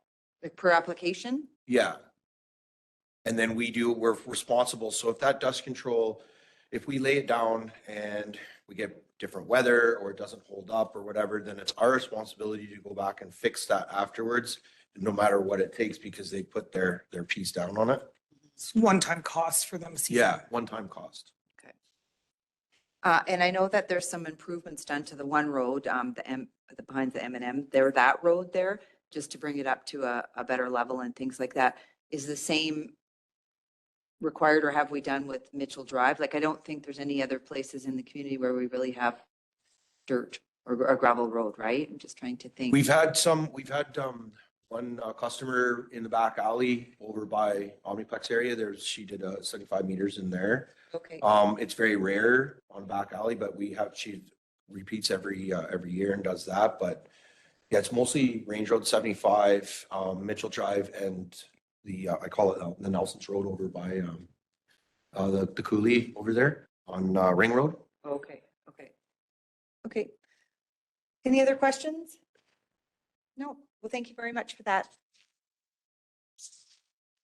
You're still staying here? What do we got next? We got manhole lining. I feel like this was on last year too, manhole lining. It was, okay. So manhole lining with the I can never even say polyurethane to eliminate infiltration and inflow issues. So You in might want to just mute your mic, Rick. Sorry about that. No worries. In 2023, we piloted this product. So we did a few manholes last year. The manholes we lined last year have held up very well and have a 5-year warranty on the product. We will be monitoring its performance throughout the 5-year term. This year, we would like to try to get more done. So we're looking to get 20 to 25 manholes completed at an estimated cost of $150,000. Project risks, control of groundwater infiltration during product installation can increase costs. This will determine how many we can get done in a year. But the justification for it is it will help with our infiltration inflow issues with the groundwater issues we experience and would lessen treatment requirements at the wastewater facility as well. So I'll open it up for questions now. Perfect. So would you say that it costs about $6,000 to do a manhole? If we were to base it on per manhole? Approximately, yep. And how many did we do last year or this year? We did 3. We did 3. Yep. So how many manholes do we have? It's gonna be a math question. There are approximately 4,000 manholes in town. 4,000. So is the expectation that we would do all of them with this, or are we still in the trial phase? It wouldn't be all of them. We're going to be tackling the ones that are in the high ground water table levels. So those areas are the ones that are more critical than the ones, say, in a paved road that doesn't get as much groundwater infiltration coming through. So would it be silly to say, could we do 5 or 10 manholes a year and see where we are at in 5 years and what the longevity of the product or how it's holding up? Wally? Or Shelley? Yeah, I'll defer the technical question to Shelley, but I'll add that it's an ongoing preventative maintenance program. So whatever technology or system that we use, we'd be looking at implementing this program every year. Every year, yeah. And are we certain though that we're going to get the 5 years or out of it? I think, again, I'll defer to Shelley. The warranty is just the 5 years. It's important to understand that, 10 years from now, we might be using a completely different technology. 5 years from now, we might be using a different technology. Right now, I think the technology that Shelley's talking about is probably the most efficient to buy us the most time that we can on those. But again, I'll defer.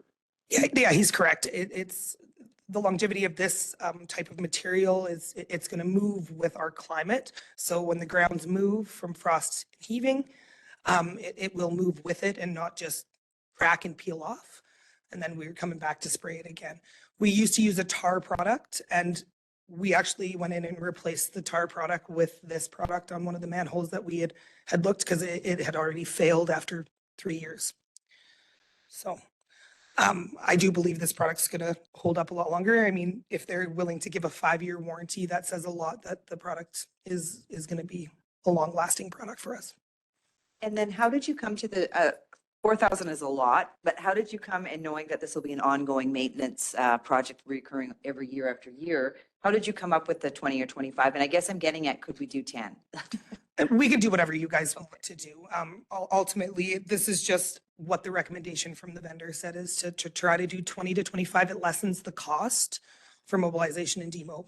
So getting them into to do as many as they can is more cost effective for you. Okay. Any other questions? No. Okay. Thank you very much for that. Moving along, next up we have Greenwood Drainage Ditch Upgrades. Oh, yes, so we have Greenwood Drainage. So the scope here is to cement, swale down the right of way, the drainage right of way behind Greenwood Trailer Court. We've had some past issues even before my time here with this blocking off. What happens there is big storms. All the water runs basically from one side of the road at the top of the hill by the police station into this cul-de-sac, forces itself down and out towards the highway. We still have trucks that put a lot of mud on the roads. We try to sweep what we can, and it builds up with silt. As the silt level rises at the beginning part, the water pushes on and it rises the silt up and it starts to go over the side of the bank. It pushes all towards underneath their houses through there. So we need to have better drainage down the right of way because it builds all this silt.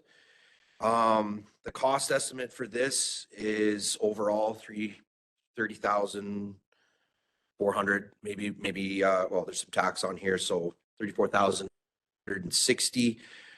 It's for 80 meters by a meter wide.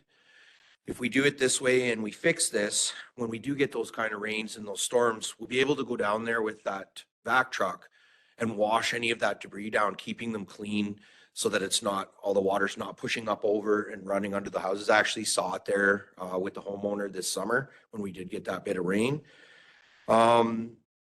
We may have other problems with that, with it water going under people's homes, legal issues, anything like that come up if we don't look into to fixing this problem.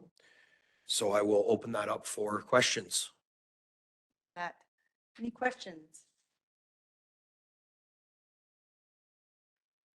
So is this all in Greenwood Trailer Court or just the west kind of portion of it coming down from? Oh, that'd be perfect. Sure. I'll let him. Okay, so you see this area here highlighted in red there? It's just for this section, which is approximately that 80 meters what we're talking about there. Then it just daylights out onto the road. So it's just this, but this here comes around and then it drains and runs this way, as well as this side of the street runs, and they meet right there. And that section in the beginning is where it starts to really build up waves of silt, mud, anything that comes off the vehicles. And what it does is the water keeps going on as much as it can, but as that builds, the drainage ditch isn't big enough. So it runs over the side and it runs down under their garages, their fences, and literally underneath their homes. So by putting this in, it'll channel it, it can't move. And we would just keep when we have those storms, we would keep more of an eye on it, patrol it, if you will. And if need be, take the flush truck down there. We've got the hose that's longer than this 80 meters and be able to wash that down and keep it clean and flowing. So could we not just build a clay berm all along there so then the water would run down and go into the ditches along the highway? Yes, we could. It's very tight in there. And that's one of the hardest things, to try to maintain the ditch and getting our equipment in to clean the ditch out. It's not a lot of spacing in there for our equipment to get in. This is just a way to help ease operations for us to maintain it and keep it from flooding in the future. What about the south side of the trailer park, like adjacent to all of those trailers? Could you put something in there, or does it have to run with the diagonal there of the red? It all runs that direction. There's no way to change the flow unless you change the grade of the road. Any other questions? Tom? Just to follow up, if you go to the far side of the trailer court and then you run all the way to the highway, that's generally a fairly deep ditch, and we don't seem to have any problems on either side of that because of the depth. We've got a walkway that runs all the way around right to Fountain Tire if you're heading to the west. So the everything else drains really well, and in the cul-de-sac there, that's probably where the manhole is then, right there, right? Yeah, do you see the 3 trailers towards the end there? Actually, the 4. Yeah. Both running through there, and then the worst ones are the 2 on the very far end. Yeah. And like I said, they were there watching, and I was with them, and it was running right under the side of the skirting. Yeah. And just to clarify, there is no catch basins or manholes in that area. It's all surface runoff. So it all comes off the surface and into that ditch. Wow. But once you run it from the highway down into that little circle there, Where does it just disappears? It's gonna run towards the highway ditch, right? So Oh, everything. That actually does run to the highway Yeah. and into the highway ditch? Yeah, and then it runs underneath by Boston Pizza and then heads down there and through and out. We also do spend a lot of maintenance in there because of the way it is growing up with parks as well, doing a ton of weed eating through there through the year. So it takes manpower to keep it all clean as well. Okay. No other questions? Thank you very much. You're still up there, Shelley. Main valve replacement program. So last year, you guys approved us to do main valve replacements. Again, this is gonna be an ongoing maintenance project that's gonna come back year after year until we get our infrastructure to a place it needs to be.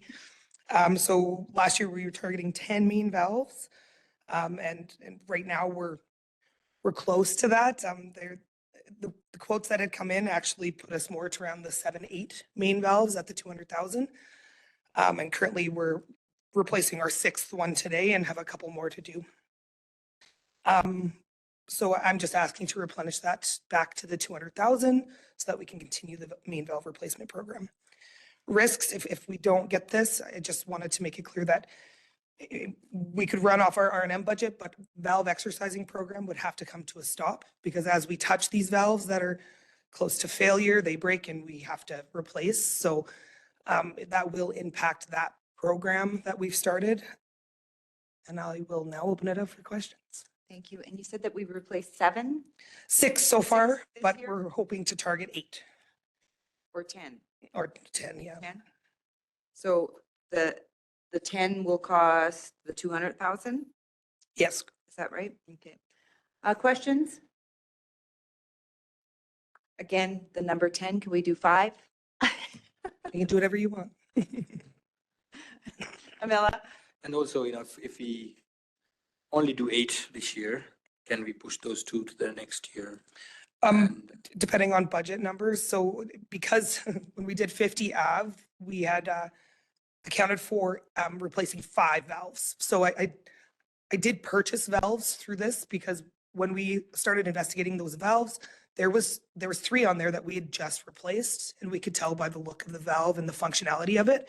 So we were like, we're not going to replace these valves that have another 25, 30 years left of life in them.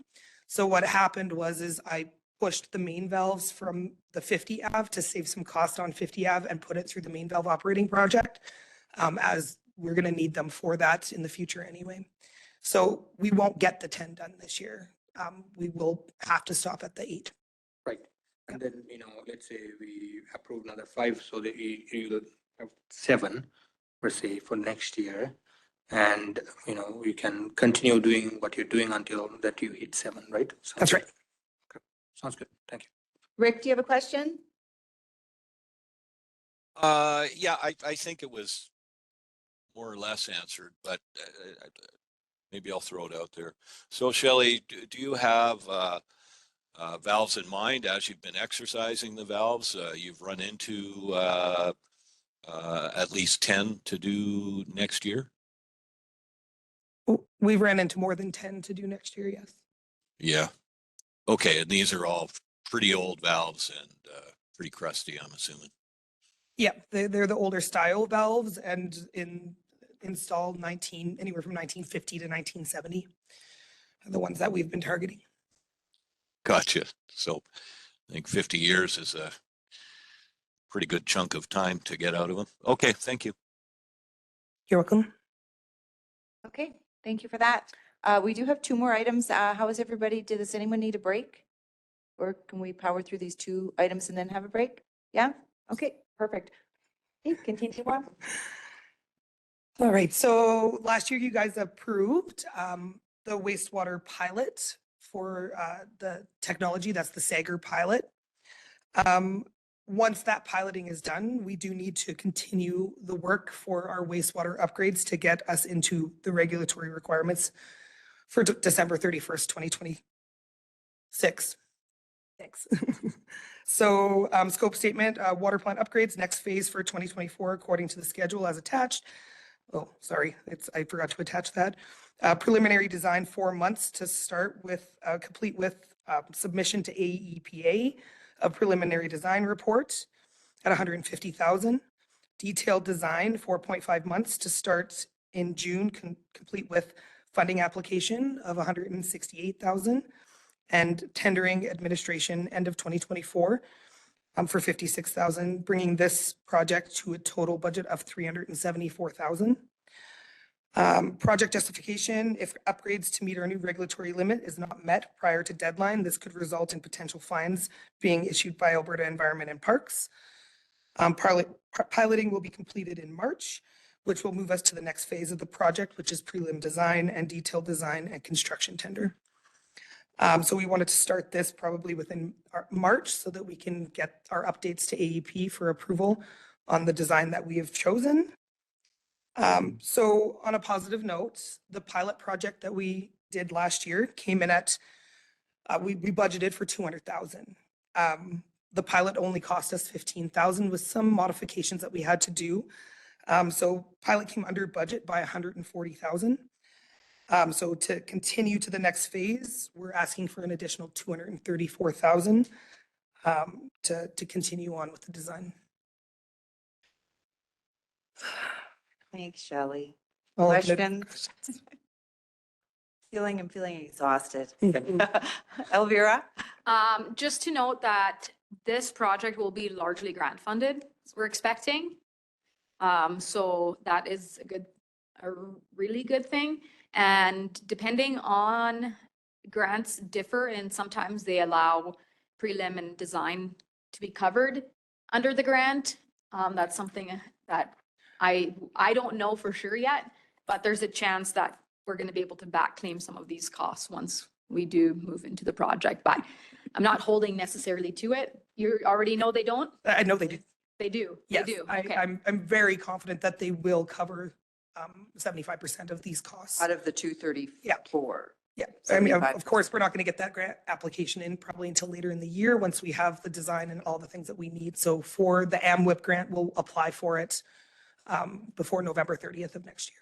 That's the deadline. Okay, so we'd start the work and then we'd ask for the money Yeah, from the so work that's already most started? most grants of these magnitude will cover the prelim design as the ground. If you break ground before you get approval for the grant, they will not cover that. But they will cover the engineering costs to get you to that point. Okay. Questions, Amila? Yeah, so I guess my question for Alvera, we are going to debenture for the 50th Avenue. Do you recommend anything else that we should debenture on those lists? If, depending on what council chooses for the common services mobile equipment, it's possible that I'd recommend a debenture there. And then also for the distribution project, if we don't,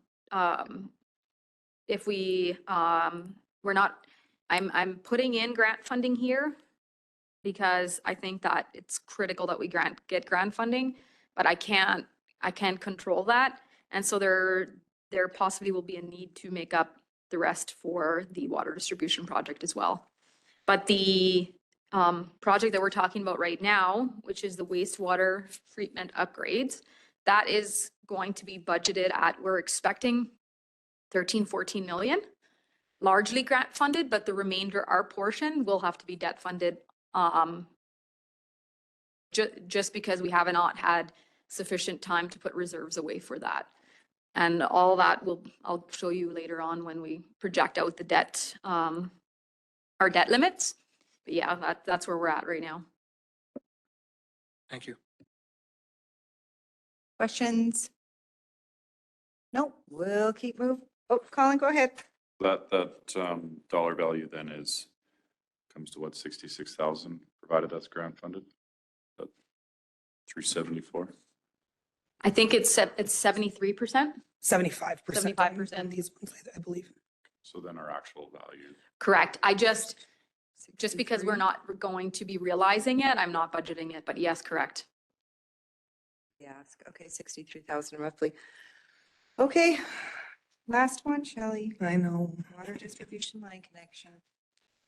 In 2015, the new water treatment plant was built.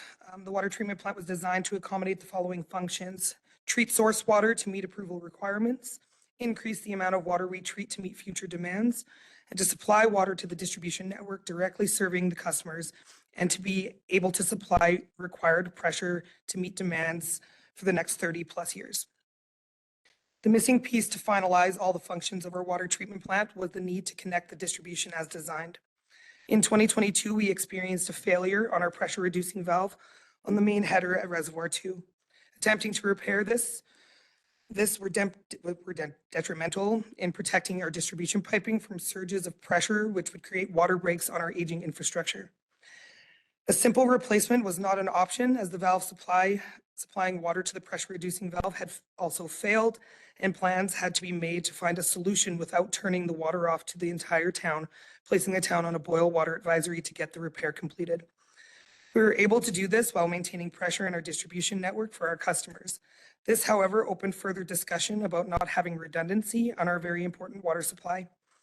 Administration engaged with our consultant to model our current system to find the most cost-effective way to connect our distribution network to our water treatment plant. Placing the water treatment plant as our primary source of pumping and using Reservoir Number 2 pump house as our low-demand pumping station, as well as the supply to the southeast quadrant of town. While modeling, we were able to bring up more concerns with our current demand needs while maintaining our fire flow pressures, and found multiple areas throughout town that would not be able to meet our needs with the current system.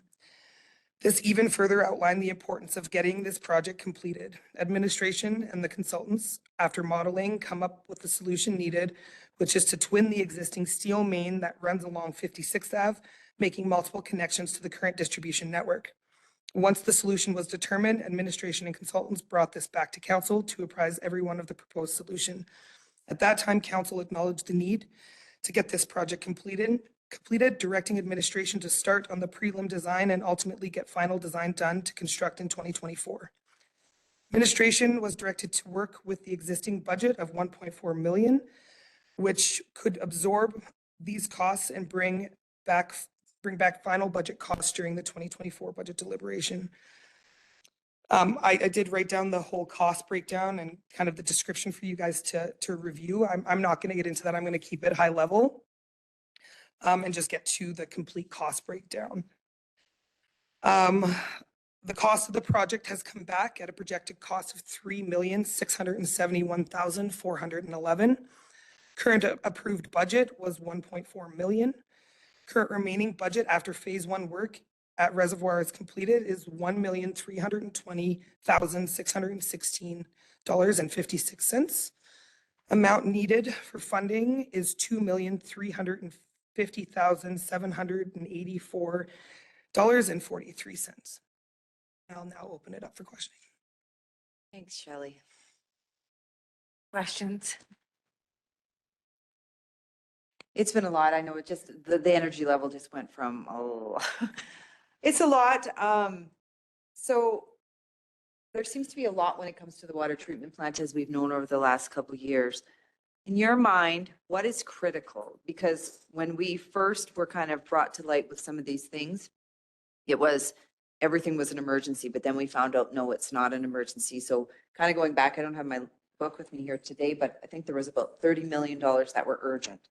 And so as these things are coming forward, how urgent is this? Does it need to get done this year? Does it need to get done next year? What part of the project? Where are we at with everything else that we have to do too? Out of all the things, where does this one? I know that Elvira sat down and we talked about especially the South Sanitary trunk line, and that's in our projected budgets, and where we could try to save some costs and kind of go back to the drawing board and kind of find a more cost-effective way. Unfortunately, this one is critical. Pushing it could put us in a situation we don't want to be in. And demand it keeps climbing. In the summer, we struggle to even maintain our current infrastructure with hydrant flushing and meeting current demands. So I do believe this one is critical. And I know you guys have some really tough decisions to make. I can understand that, but I do want to just still let you know that this is a very critical project. Debentured? Yeah, and just to kind of explain a bit further. So other project is wastewater. So this is water, and the other big project coming up is wastewater. Just so that, you know, it's not all water treatment. Some of it's wastewater. But yeah, this one is, especially with the fire this last year, and we just really got a bit of a reality check. I really, really hope that AMWIP Yeah. comes through for us this time so that we have just a minor portion to debenture, but with the knowledge that if council approves this, and we don't get the grant, then we'd have to debenture the rest of that project. And we did talk about making it contingent on grant funding, but I think that administration came to the conclusion that that's likely not the best way to go at this point, only because we could lose critical infrastructure to the town if this doesn't get completed. Yeah, one critical failure at Reservoir 2 could mean no water for the entire town. So we've got to always keep that in mind. And we don't have the means to shut down Reservoir 2 to maintain that infrastructure because we have to keep pumping. We can't stop. So I understand that these are tough conversations that we have to have, but it is very critical, a project for sure. And we've changed our application to really highlight what happened during the wildfires, to bump our priorities with AMWIP, and they understand the urgency as well with this project. And we hope we can get something from the province to help us along the way. So the additional amount needed is the 2.3 million with the hopes that we get 75% covered by the AMWIP. It's only 40% on distribution Oh, projects. it's only 40. Yeah, So I just what's- found that out. So attempts to get the 75% funding is no longer, it's Yeah, 40. I found that out after the fact, Okay. during the application process. So 40%. And is this the one that we went and had the conversation? We brought this one as, and did the scope of the project change? Was that one of the things that we had to reapply again? Yes, we did. Okay. Because originally we had anticipated doing the connection to the water plant with pressure reducing valves. The whole project has evolved since then. So our chances are a lot higher with a transmission line instead of pressure reducing valves, and making those tie-ins to the water plant. It does actually benefit the town doing a new line through. Okay. So For if we were grant funding. successful with 40%, it'd still be right around 1.5, say, million. Okay, I think what I'll do is maybe we'll just call a 5-minute break and then we'll come back and we'll talk about what we have to debenture, where we're at on the capital list, and then start moving into some discussion. Sound good? Okay, we'll be back in 5 to 7 minutes online.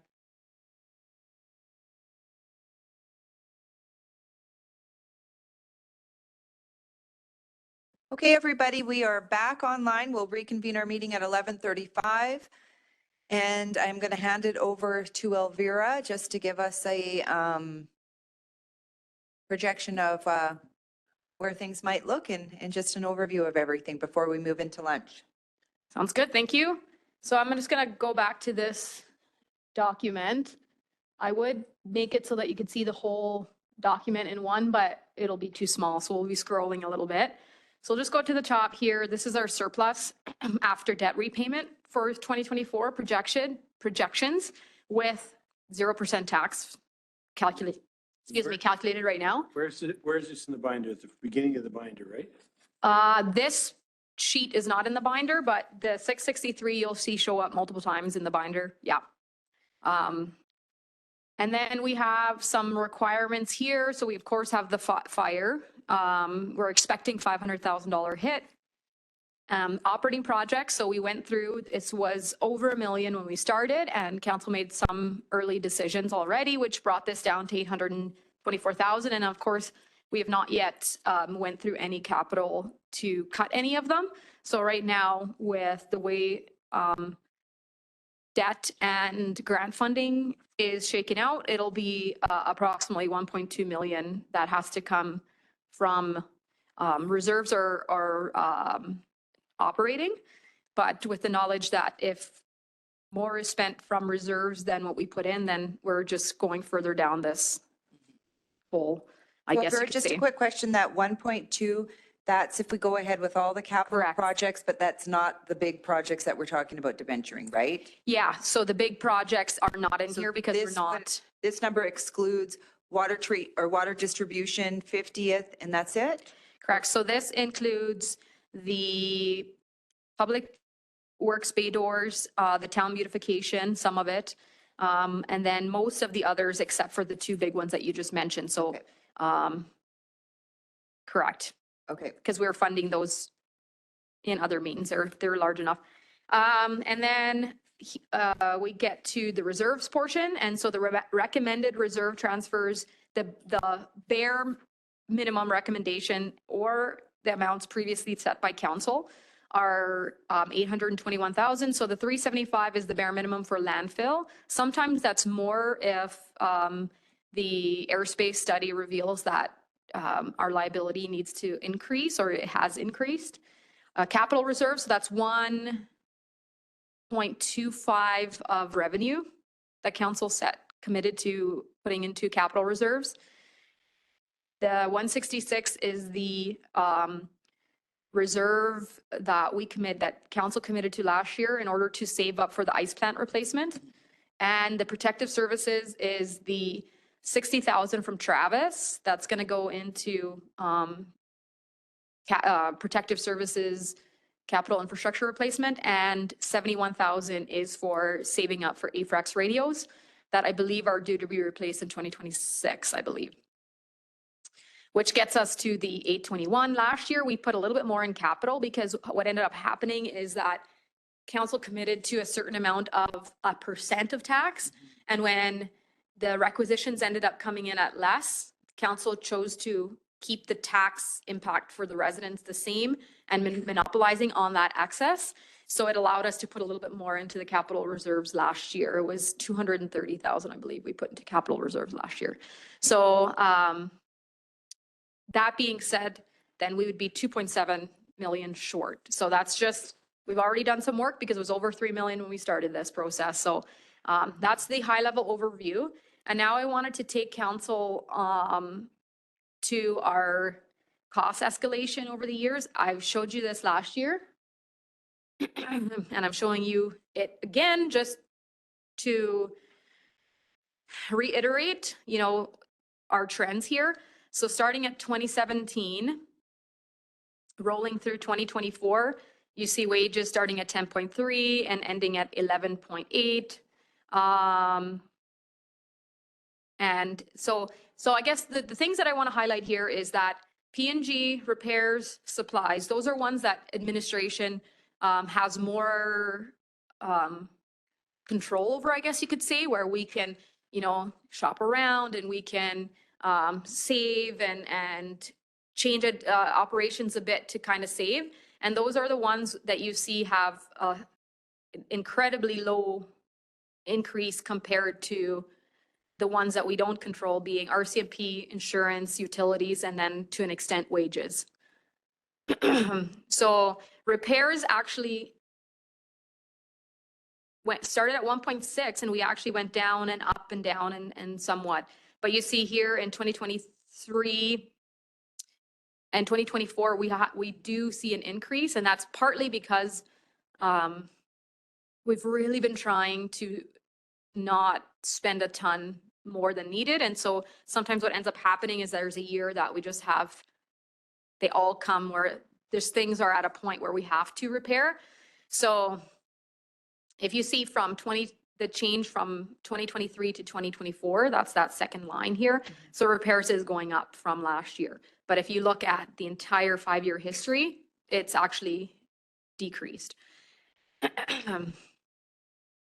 And then, of course, I highlighted this last year because this was a big point of discussion last year and a large reason for our need to increase taxes and to, just in that our expenses keep going up. And so our revenues have to at some point catch up. It was RCMP. So if you see in 2017, what the actual cost was is 1.5 and the projected cost for 2024 is 2.5. And that's not our CPOs, that's just our CMP. And then down here, you see our actual tax revenues as they have changed over time. So if you look at 2017 to 2024, we're just going above what we were 5 years ago. And I went and I did a little bit of work, and of course, these are not absolute, like these numbers are not complete, I guess you could say. I can't think of the word, but I just picked a bunch of towns. Pinoka, I'll just go there. It's not a very, the numbers, okay, so I picked Edson, Rocky, Whitecourt, Hinton, Pinoka, and Barhead. And this is 2017's taxes, and this is 2022's, because I use 2022's because those audited financial statements are available, so that information is readily available. And so you see the escalation of, or the increase in revenues and how it has happened for all these municipalities. So Whitecourt is actually in a similar position to us. But Whitecourt, but every other municipality has increased over the 5 years. Edson increased 11% from 2017 to 2022, Hinton 11%, Pinoka 14%. And then you have smaller ones like Barhead. This last one was Innisfail. And so on average, most municipalities increase on average over the last 5 years. And of course, 2017 to 2022, we know it's a special set of years. So every other 5 year average might not look exactly the same, but this 5 year average is at least 1.47% if we take Whitecourt, if we leave Whitecourt in. If we take Whitecourt out, it's 1.89. So an average of 1.5 to 3% a year increase just over time. So let's go back to ours. And so you see if our revenues would have increased by 2.5% each year, then we would be at 13.9 million net revenue. And we're at 11.9. So that's the cost of not increasing by a small amount each year. And also the 10% decrease. It wasn't quite 10% because most likely because of how requisitions or assessment worked that year. It was a rebate, wasn't a tax. No, It was a rebate. no, it was an actual reduction in our mill rates in 2019. So if it was a rebate, it would have been just affecting that year's. And that is what the county is doing with their discounts, I guess, is that this year they're not adding onto their taxes, but there's years where they have, and then they give a discount that year. So it doesn't necessarily impact the following years. It's for that year only. Whereas if you decrease your mill rate by this much, now your taxes travel on a different. So the mill rate is set by the assessment. It's set by a combination of the assessment and council's revenue requirement. So what was our tax before we did the 10% decrease? And what was it after the following year? So in 2018, our net revenues was 11.8 million. And then in 2019, it was 10.8.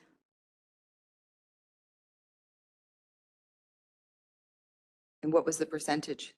9.15% decrease in net revenues.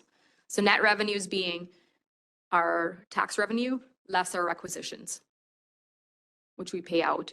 So we pretty much collect those on behalf of the Is that not the schools. year that we give the rebate though? If you got We your gave a taxes in at rebate 5? in 2020. In 2020, we did a 5% for each individual or each resident that paid by the 30-day deadline. So that didn't impact, that was essentially an expense, I guess you could say. So that is not reflected essentially in these net revenues. So that's just sort of the long-term trends. And then I have some by department here. I'm gonna, yeah, that's what I'm. So I have, Nathan, you'll have to remind me if anyone has their hands up. The screen is quite shrunk, so. Yeah, that's okay, as long as if you just see Yeah. someone's hand up, just remind me. Or I can see over here better. So we have just the biggest increase is the protective services. So this is the RCMP that we talked about, and of course, adding more CPO and bylaw and all that kind of stuff to make the town more safe and more to make sure our bylaws are enforced. And public works, of course, is a big one that increases over time. Some of it is wage, a lot of it is wages, some of it is levels of service, and then some of it is also increased debt repayments. And so I made this graph. Leah made this graph. I gave her the information. And so the blue line is our revenue, tax revenue, and the orange line is our expenses. So we had like a $3 million gap here at the beginning that we could use for reserves and fund capital stuff. I mean, we were putting into reserves and then pulling some of it out for capital, which, yeah, we want to do. And then this spike here was COVID. It was just happened to be COVID. A lot of these, some of these expenses were because of COVID and some just, it happened to be that year. And then our gap here has become much smaller. So that is where, that is what I'm, like I talk about when this is just our operating. And so this then ends up having to fund any special projects and any put money into reserves, and that has decreased significantly. But with our capital commitments, our spending on capital has not really changed all that much in the years. So we spent a lot when we did the pool, and then we decreased a little bit, and we're going to go up. So I just wanted to show council that graph. Absolutely. Colin? Sorry, Councillor. I was just gonna ask that, in 2020, I'm assuming that was that Drayton Back to Work, the $2 million expenditure, right? Some of it was that, some of it was, we did like extensive roof repairs that year, some of which weren't budgeted for. I can't really speak to, the reasons and behind that. I just know that we did the roof replacement here and the Omniplex and that. Some was Drayton Valley Back to Work. Some was us having to fund more. Just trying to think. Yeah, us having to fund more of the recreational facilities because that's the year that our funding got cut.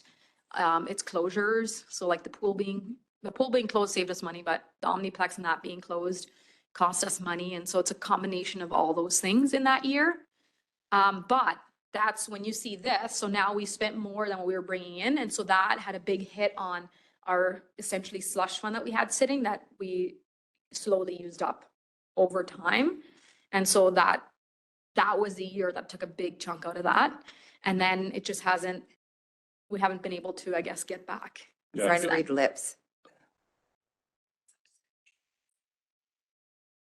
Yeah, So that's sanitary that's trust line. capital. Yeah. And what I was gonna say, it'd be interesting to see where, reserves checked on that. Yeah. With those as well. So reserves, I'm gonna, go ahead. Yeah, let me speak to this. Thank you. So the spike in 2020, I think you'll see that's pretty consistent across Alberta and BC. But what line is missing here? Not missing, but if we were to add it, would scare you even more because although the gap from 17 to 2024 is small with respect to revenue and expenses, where it looks small on that, if you were to add the value of your infrastructure and not investing in that infrastructure, that line would be trending.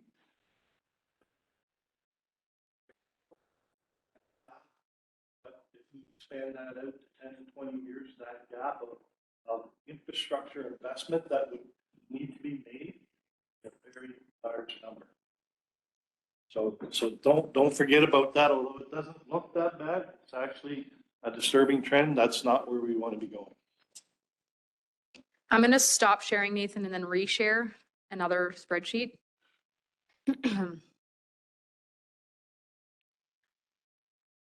So this is the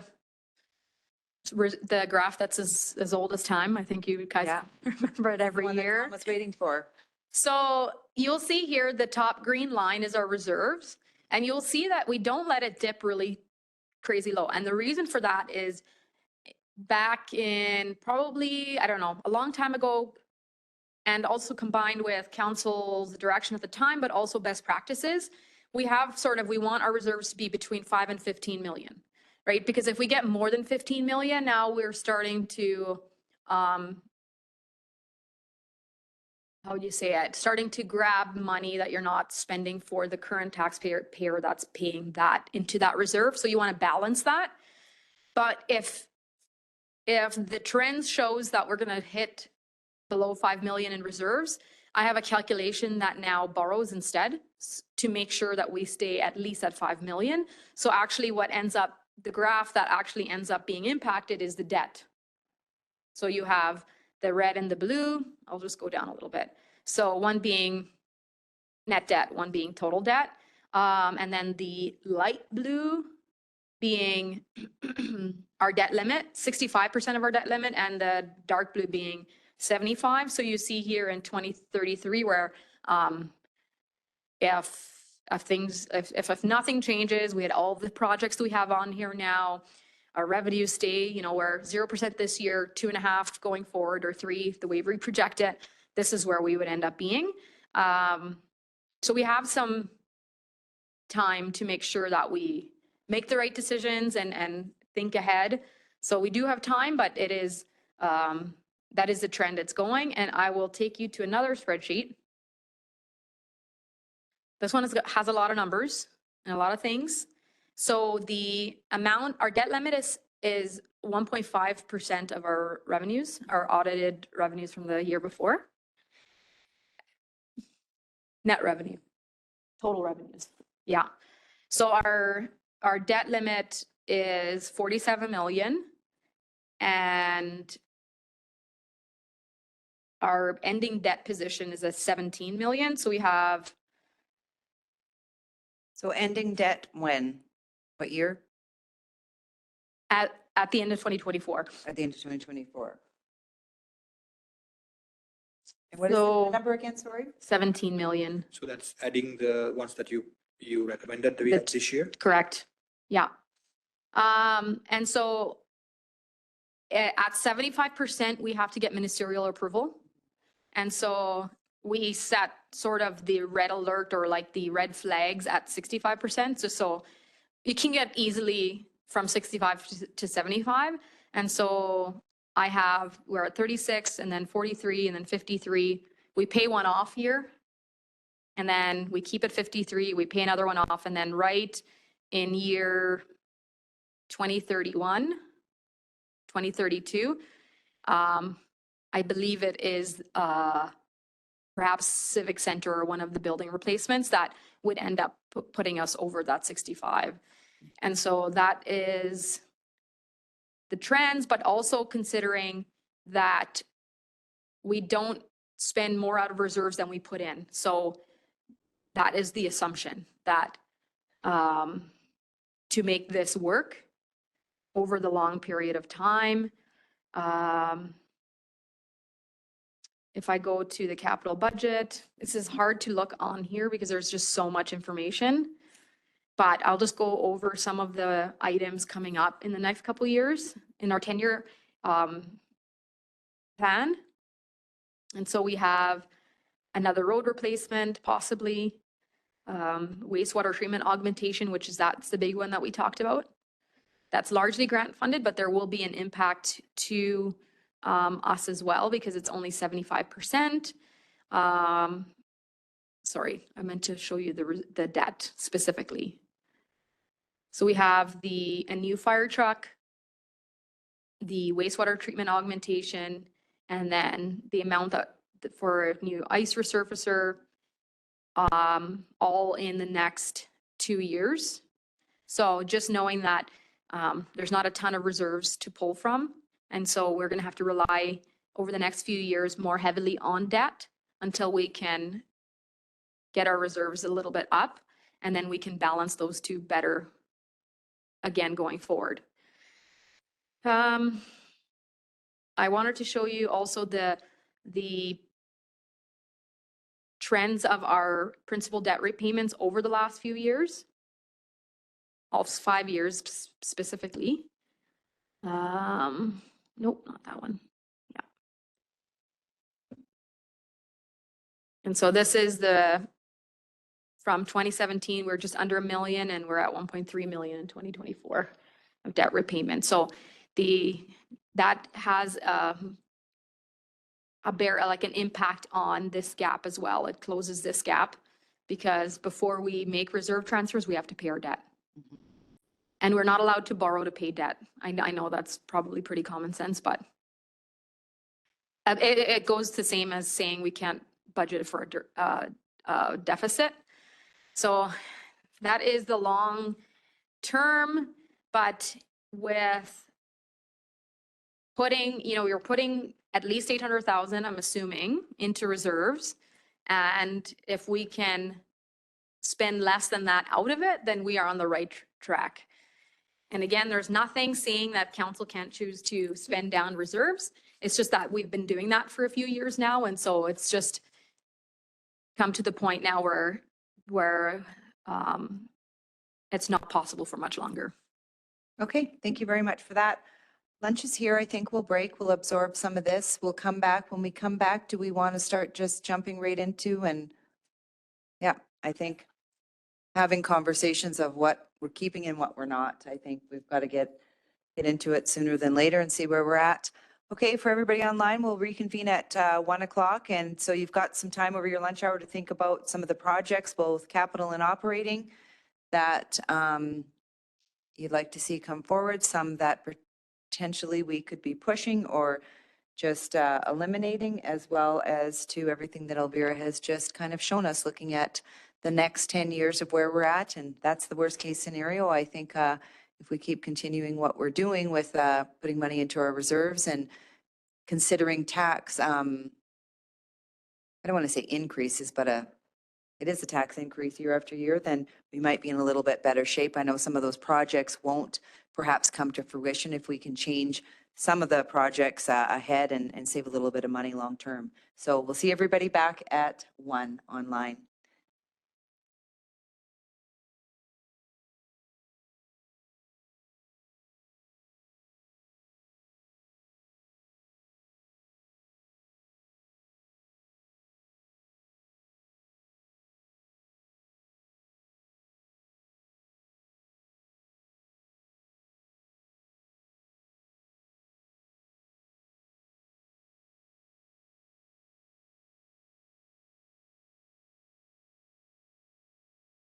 It does not matter. We can, if we want, we can do capital since we just went over them today.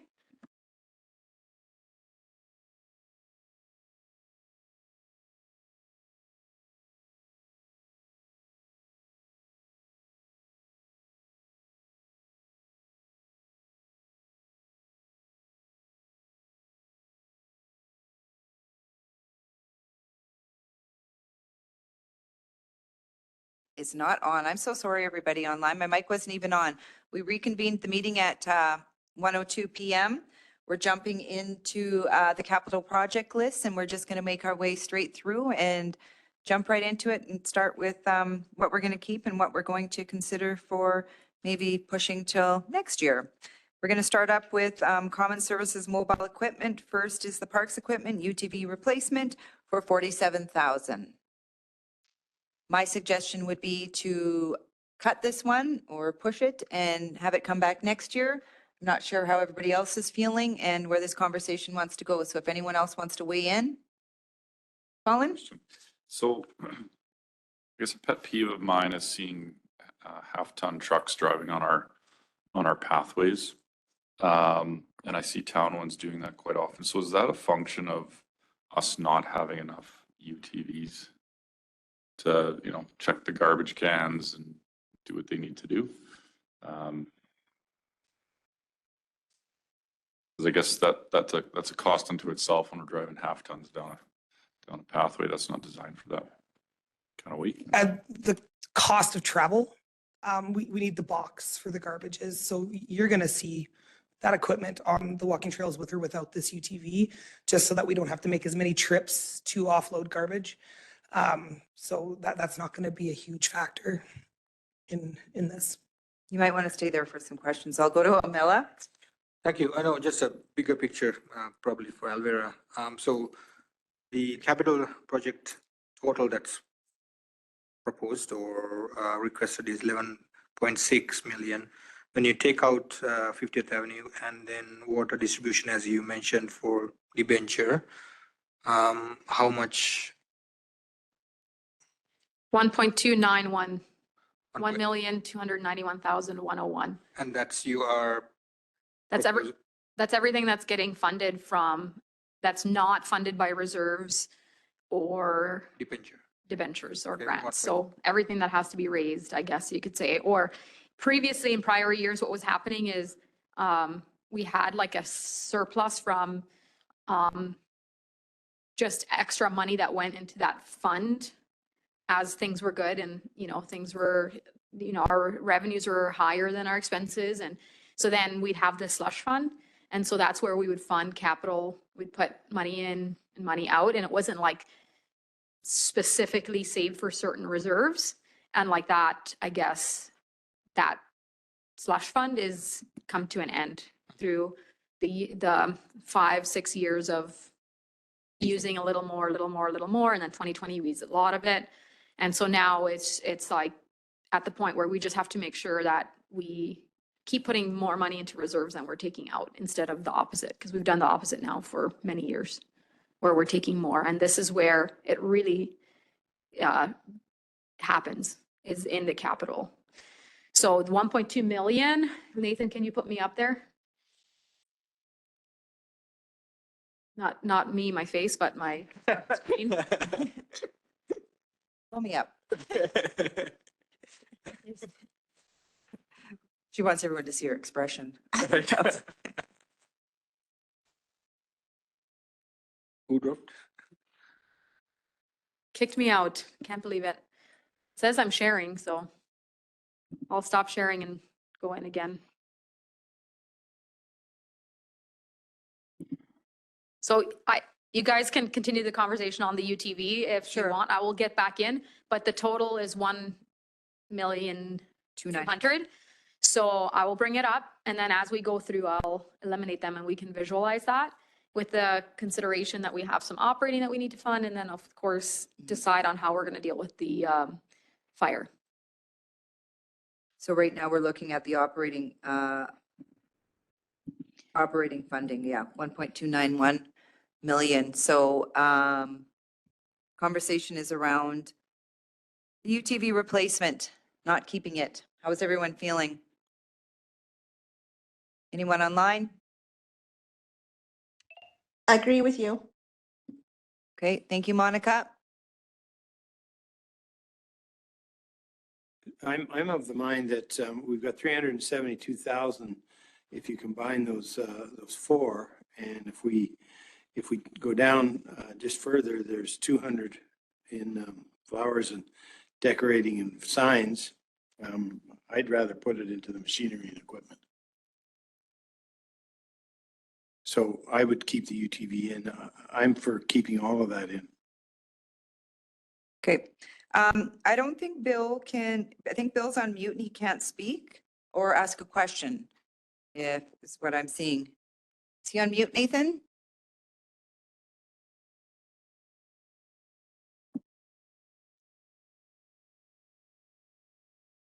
Can you unmute your microphone, Bill?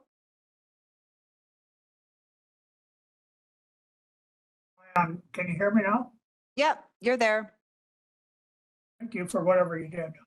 I guess my question is there a temporary solution maybe for next year? Can one be leased versus having to purchase one? Just what are the options out there? And have they looked at what all the options may be?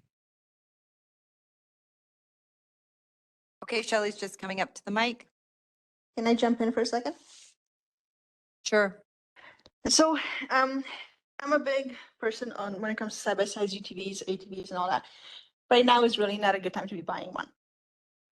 There was a big shortage of them. There's a long wait list, and they are really expensive right now. So that's just my opinion too. Thanks, Monica. So for the lease, no, we haven't looked into the leasing of the trackless. Interest rates are quite high, and that's kind of why we avoided that. For the UTV, I do believe that, I mean, municipal service is a very big team, and we have one at the water treatment plant that is underutilized for the most part and only need it for certain jobs, aspects of the job. So we could move that back into the parks fleet to offset the one UTV that is now down and keep us going for the year. Perfect. Rick, do you have a question or comment, please? Well, I'm somewhat the same mind as Tom. I think there's other stuff further down the list that that I know that I want to eliminate, and then circle back to the equipment and see if it's possible. Although after Shelley's comment, I mean, if we can make it work without this particular piece of equipment, then yeah, I guess I'd be in support of taking this out. Okay. So we've got, I think, did you weigh in, Colin? Do you want to weigh in? It's your mic. Nancy, am I still on? Yep. Yeah, Colin, I'm just going to Colin first and then I can come back to you, Bill. Okay, thanks, because I can't control it from this end, so I'm not sure what's going on. It's like Tourette's. Okay, Yeah, I'm a no to the UTV for right now. okay. Okay, so we've got, I think everybody's a no. Bill, are you a no for the UTV except Tom is a yes? Yeah, I'm a no, and maybe, you know, I'm not talking about lease, but maybe they could even rent one for I'm sure there's some in town, or ACR may have some that are available for rent. Thank you for that. And Shelley did clarify that they do have one that's underutilized at the water treatment plant that they could bring over if they need it. So that might solve the problem for this season or this year. I heard that. Thank you. Okay, so sorry, Tom, we're going to eliminate the, did I see something else? UTV. Well, we're going to eliminate the UTV right now. And then what I'll do is I'll move away from maybe the equipment on the request of Rick and Tom, and then I'll jump to the common services. Rick, do you have, yeah, I can see that. Rick, do you have a question? Apologies, I muted my mic but didn't take my hand down. Okay, so we're going to take off the UTV replacement for 47,000. We'll circle back to the trackless and the two Sanders, and we'll move to the Public Works bay door upgrade for 30,000. I'm going to start with that. Remove it. Tom? They got to get in and out. I'm for it. Okay, you do realize we have to start cutting things, right? Colin? Yeah, I think for now it'd have to be a cut and we can revisit at a later time. Okay, Amila? Yeah, I would agree for the time being until I have the bigger picture of where we are going with. I'll park it for now. I guess. Park it, going to the parking lot. Okay, Bill? I agree. It's got to, I think we've got to look at other options. Okay, Monica? Well, seeing how we have an option with the water treatment plant ATV, we can use that a little bit more at Public Works. The prices of ATVs at the moment and our budget, I'm going to say no. Yeah, so we did take off the UTV replacement and now we're just talking about the Public Works bay doors upgrade. Oh, sorry. Oh, I That's must have- okay. No, sorry, I thought you were on the trackless. No, I said I would circle back around. Well, okay, it sounds like we're getting rid of the track list. Tom and Rick had both suggested coming back to the equipment. So I said I would move on to common services. Okay. So I'm on the Public Works bay door upgrade rate now for 30,000. And I said to get rid of it. Colin said get rid of it. Amela said get rid of it. Tom said keep it. I got it not as a priority. Bill, not as a priority. Monica? I also have it as a maybe. Okay, you have a parking lot. I guess Amela was a parking lot. Rick? I would bump it, take it off Okay. for this year. Okay, next on is the town beautification plan. We have two things under there. The first up is the decorative lighting. Nancy, just for a quick moment, when they come to infrastructure, there are grants available. So are they even looking at these things? Yeah, absolutely. So our next council meeting, administration will be bringing forward a list of grants that they've applied for and ones that they'll show that are slated and support anything on the capital and operating as well as strategic plan. So we'll see those at our next council meeting.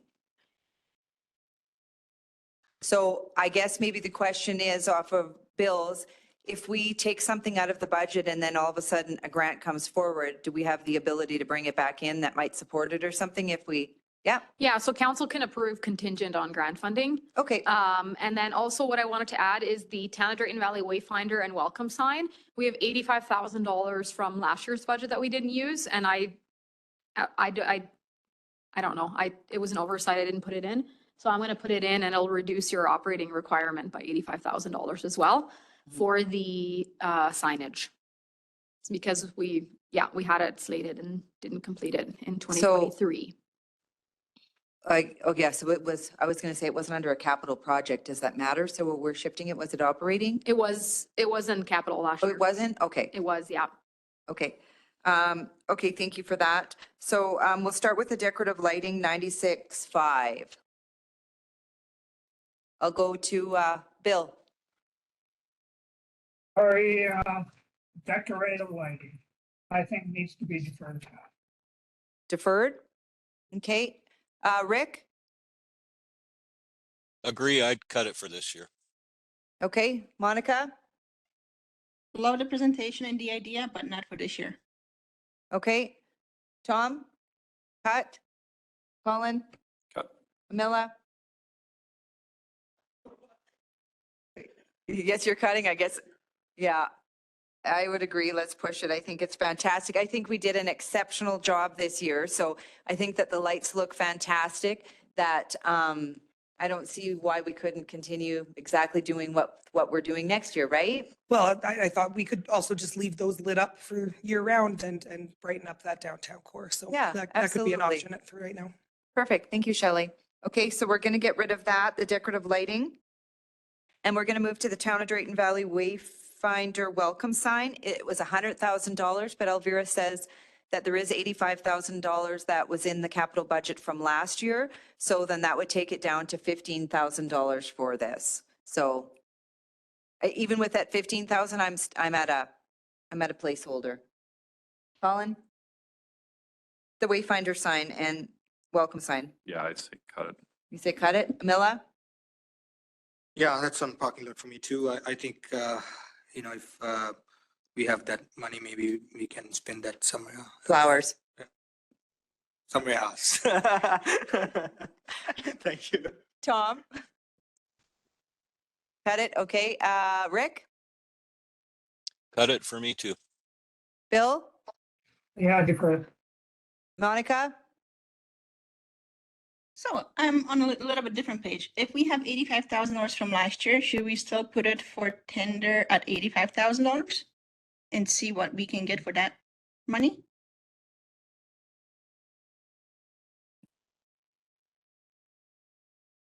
Tom? Well, I'm of the mind that it's a want rather than a need. I don't think we necessarily need, even if the money's there. It's been suggested that we put it to flowers. And I probably could get behind that. Okay, sure. Sorry, Monica, everyone's wanting to cut it. It's all Okay, good. so we'll have $85,000 there over here somewhere in the parking lot. I'll leave it here as a credit Sure. just for now. Yep. And then we can come back to it. Okay, so we've got through town beautification, public works, one of our common services. Do we feel like we want to circle back to the mobile equipment or do we want to save that? Question, if we have a bottom line of 11,636,997, where do we want to get to? So right now, we're only talking about the 1.291 operating. So we're going to have to debenture, right? So we're going to talk about everything else outside of the debenture items. We're just on the middle column then. I'm not So sure where you- right under operating fund, when you look there, and then I guess there would be some on the priority over, yeah. 1291 then? Yeah, Yeah, Yeah, that's where that's the number we're trying to trying to get there. cut down significantly. so if I can just, the total cost is the total cost of the projects, and then on the next line is what's been budgeted previously. So it's just so that council can see the total project and we're not just talking in chunks. So it's not, so the 6 million, for example, like some of that's already been budgeted previously, but I have it there just for clarity and so that we all know what we're talking about. But then right next to it, you see 5.5. I don't know if you can see that on there or not, I but have it on mine though. yeah, 5.5, and that's been previously budgeted for. And so that's why the 11 million isn't necessarily what you're approving. A lot of that's already been approved previously, but then some of the big items are being debentured. And so the number that we need to get down is the operating fund, which is the one big reserve where surplus was going into and being funded, capital was being funded from. But we need to replenish that. And so we have to make sure that we're raising the funds for that. So we are down to almost just over 1 million now, with 85,000 remaining that we can carry to another project. So keep in mind that puts us at about 16-17% tax increase right now where we're at with the capital staying on and the operating. So you'd like us to be at half? You want to be at 8%? Half, is it 8%? Half? Is that what it is? Well, it's 140,000 for 1%, I think. Is that roughly about 130? Yeah. 130,000 that when you cut takes a percentage off. So keep that in mind, Okay. right? And we're at about 16, 17 right now. So if everybody's comfortable with that, then we are done for today. I think everyone wants to keep going though. Keep going, I just wanted to know the number. Okay, no, that's wonderful. So do we want to circle back to the mobile equipment? Let's do it. Okay, we're on the track list. I'm a no. Tom, you're a yes? Colin, Yeah, it'd be a no. you're a no? Mila? Use your mic, please. Same, Same what though? no. We had a yes, we had a no. Oh, and a so no. same page as Colin. Okay, so a no. Monica? No, Rick? I'd like to say yes, just because I think we'll spend a chunk of that on contracting if we don't, but I understand if it has to go. It's a pretty expensive piece of equipment. Okay, Bill? Oh, for now. Sorry, did you say no for now? Oh, yeah. Okay, so it's coming off. We've only got two, unless we get to where we're somewhere else. It is off. So the sander for the tandem truck at 50,000. Yes. Thank you, Tom. Tom is a yes. Bill? I'm thinking about it. Go ahead. Okay, thinking about it. Okay. Colin? Yes. You're a yes. Amila? I'm gonna park it for now because I'm gonna say yes for the next one. So I think what I heard was the other one is more critical than this one, right? So 18 years and 33 years, I think we're sitting at, but Yeah. the tandem does the street, so this is the big guy, and then the smaller one does the smaller, harder to get in areas. So Shelley, if I had to pick one, what would you recommend? The tandem. The tandem one? Yeah. Okay, so then I'll say yes for that. Okay, Rick, Yes. Monica? I'm a yes. Okay, so that's a It's a Uh, yes, I believe. Oh, are you coming back, Bill? Yeah, I'm gonna come in and say yes for both because I think it's really a safety issue. Okay, thank you for that. So a safety issue, and I think that we did talk about that service level that we're trying to maintain, right? So is everybody on favor to go with both? Tom? Colin? Amila? Yes, we're going to go with both. Sanders? Yes, for me, for both. Okay, so I think that we're keeping both of them. Okay? Hey, good job, guys. That got through some of it. Shelley can breathe a little bit over there. We'll jump to ECDC acoustic implementation. Colin? I'm gonna go with the no on that one. No? Tom? No. Rick? No. Monica? I was a yes. You were a yes. Bill? No, sorry. No? Okay, Amila? It's a yes for me. It's a yes for you, and it's a no for me. So we've got two no's. Yeah, it's an out. Or two yeses, so that one is out. Next is the server replacement, 60,000. 60,000. Amila? That's a tough one. So I would go with the half, that one server for this year. Yeah, but isn't this just one server? No, this is two servers, three servers, two servers, right? Yeah, this is two servers. Oh, I thought we already got the other. So we have 6 servers Oh, we have 6. and we were replacing 2 a year for 3 years. Okay, okay, so we've got 4, and this is the ask for 2. You're saying cut this in half and go with 1, Yeah. okay? Colin? Yeah, I'm okay with that. Okay, Colin's okay with that. Tom? Explain to me what happens if we don't again? You may want to use the mic. Come on down. While you're coming down, I'll go to Bill. Well, I would like to hear also more information, and I would also like to hear from Wally. Okay, sure. We have Nathan at the mic right now. Just make sure your mic's on, Nathan. Absolutely. Perfect. Yes, councillors, regarding the replacement, essentially, we're doing a 1-for-1 with old hardware to new hardware. If we do not replace that hardware, essentially, we have a shortage of processing power and performance. So we may not have enough storage to keep all of our files, keep all of the video records from the CPOs, council meetings, things like that. We may not have horsepower to run some of the services that we do support now. So essentially, we're taking 7-year-old machines and replacing them with current machines, which are under warranty, next business day repairs, et cetera, et cetera. So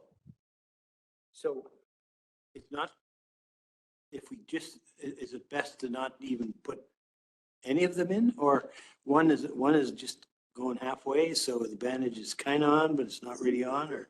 yeah, I mean, if we're only replacing 5 out of 6, then that means we're still continuing to run one server at a minimum that's out of warranty. And if it fails, it could be days or weeks to get it repaired or replaced. So it's kind of an all or nothing. I hate to say it, but yes. And one of the suggestions I tried to put forward this year, which obviously didn't fit into our budget, was migrating some of those services to the cloud, which, as we found out, was significantly more expensive. Do you have anything else to add, Wally? Well, just that, I believe our IT manager is correct. I'm not overly concerned about storage because storage, other than the cloud, is traditionally less expensive. My big worries on this are around the servers are out of warranty. And so what that means, if something happens, typically they won't even support you.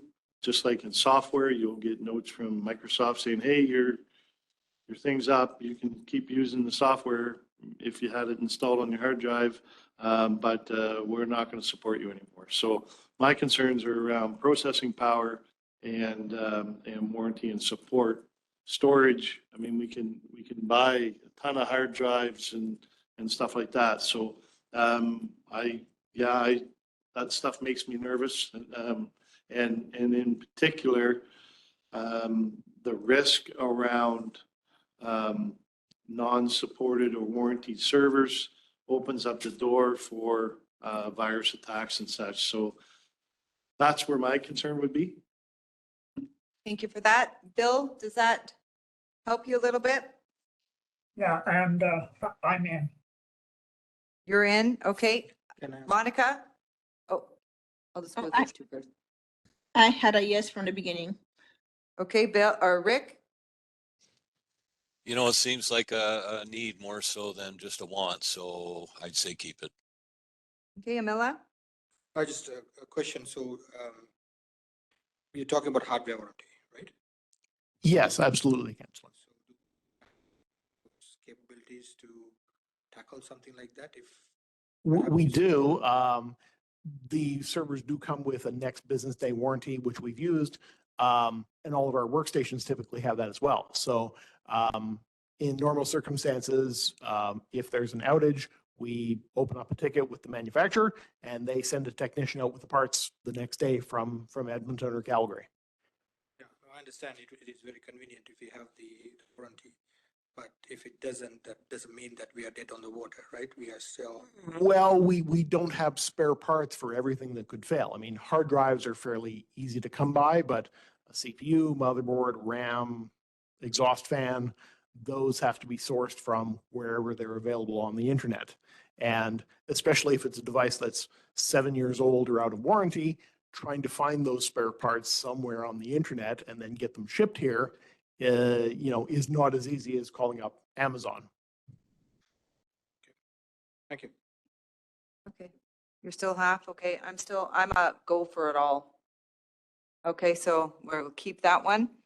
Moving along, next up is our storage C-can container. 2468. Oh, 12,000, because this is, yeah, that's right, cost shared. And what weighs that? Where are they gonna put the C-can? Thanks, Bill. Where were you going to put the C-can?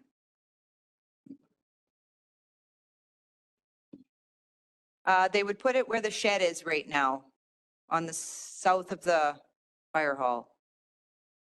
Okay, west, that was a good guess. Sorry, I'll be right. You were so confident. I love it. I was picturing the shed and I was like, it is south of the fire hall, southwest. I don't know. Okay. Tom is a yes. I'm in. Bill? Oh, they need the space, though. Yes. Okay, Rick? Yes. Okay, Monica?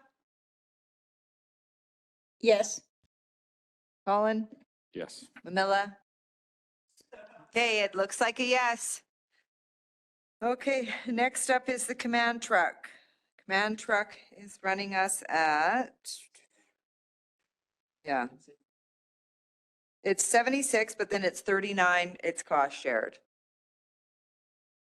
I guess just a question is, and I know that this just seems repetitious, but do we really need the command truck? Can we get by another year?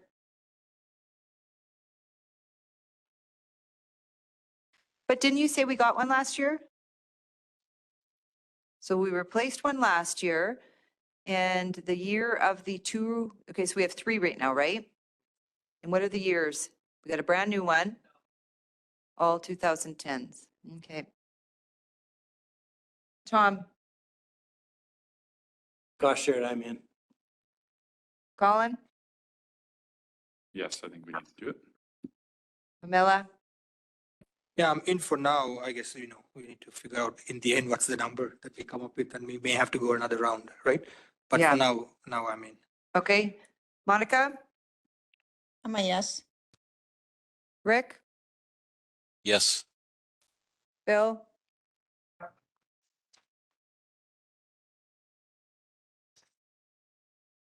Did you say yes, Bill? Oh, yes. Okay. Okay. Yeah, I'm with Camilla that let's put it in and then we'll circle back around when if we need to. Okay, so that's keeping in. Enforcement vehicle. Bill, do you want to start with the enforcement vehicle? I'm looking at, I would look at different options. I'm not in favor of this one. Okay, Rick? I guess yes for now, but yeah, it seems like seems like a lot of money right now. If there was some other options, I'd definitely like to see them. Monica? I'm a no for now. Camilla? Yes, for now. Colin? I'm a no for now. Oh, we're right split here. Tom? Yeah, we need a vehicle for our new person.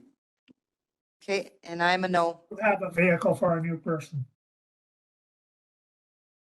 Did we not purchase a used one last year? Yes. At quite a bit less than 113,000, like 1/10 of it, I think it was, or half. It was a lot cheaper than this. So I have 4 no's and 3 yeses, so we're going to move it out and we'll come back around if something changes. Maybe Okay, they can come, Nancy, maybe they can come back with another plan. Wally, did you have something to add?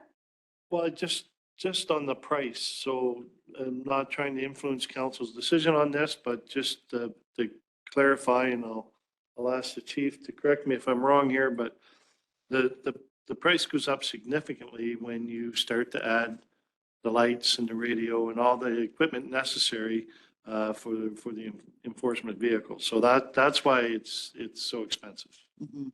But we do currently have 2 enforcement and 1 bylaw vehicle. Correct. That's only if we buy a new one, right? Or no matter what it's being, I think the lease is up on the bylaw one. okay.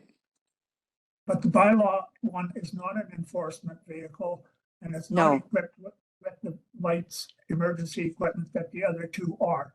The other 2 that we have right now, I think for the next year would be very adequate. And you can look at getting a bylaw enforcement vehicle for probably half this price. Yeah. I'm with Bill. Okay, so it's a no, it got moved out, so if things change, we'll circle back around. I'm gonna skip over the 50th Avenue East improvements and we'll go to the Mitchell Drive chip seal. Tom? No. Colin? No. Camilla? No. Monica? No. Rick? No. Bill? No. Okay, I'm a no as well, so that one is gone. Next is manhole lining, 150,000. I know this is a maintenance, but I'm gonna say no. Tom?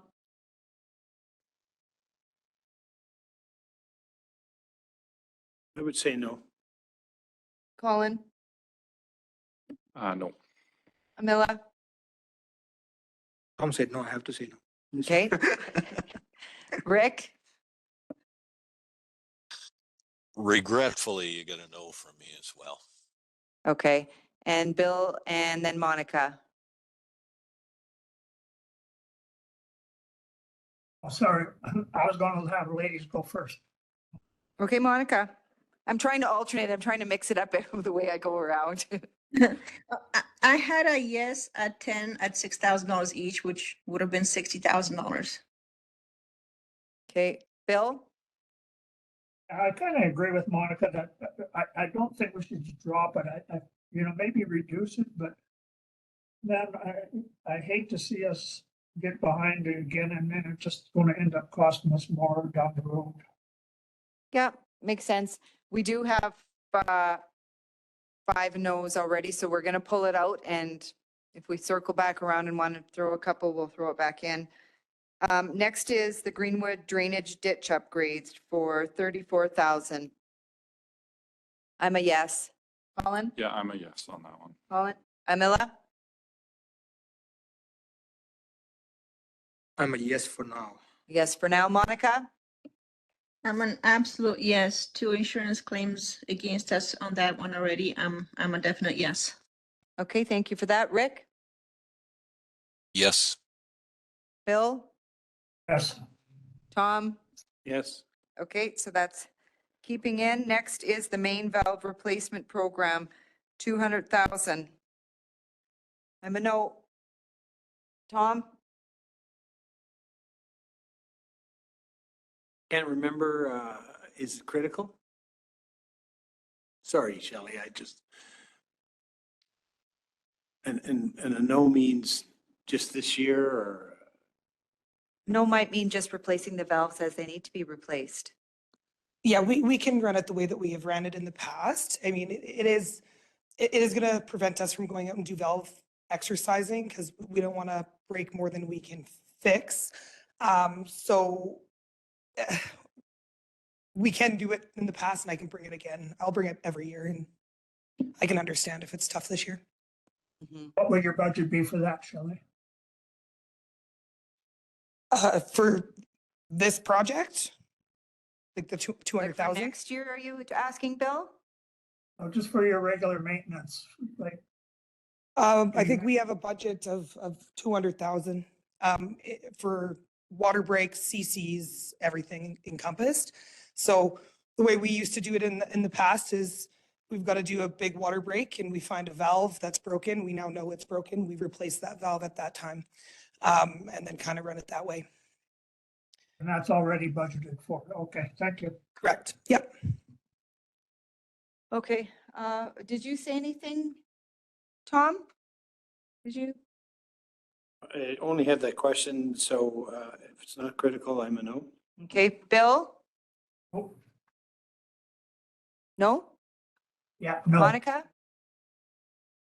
I had it split in half at $100,000, but if it's not critical, then it's a no.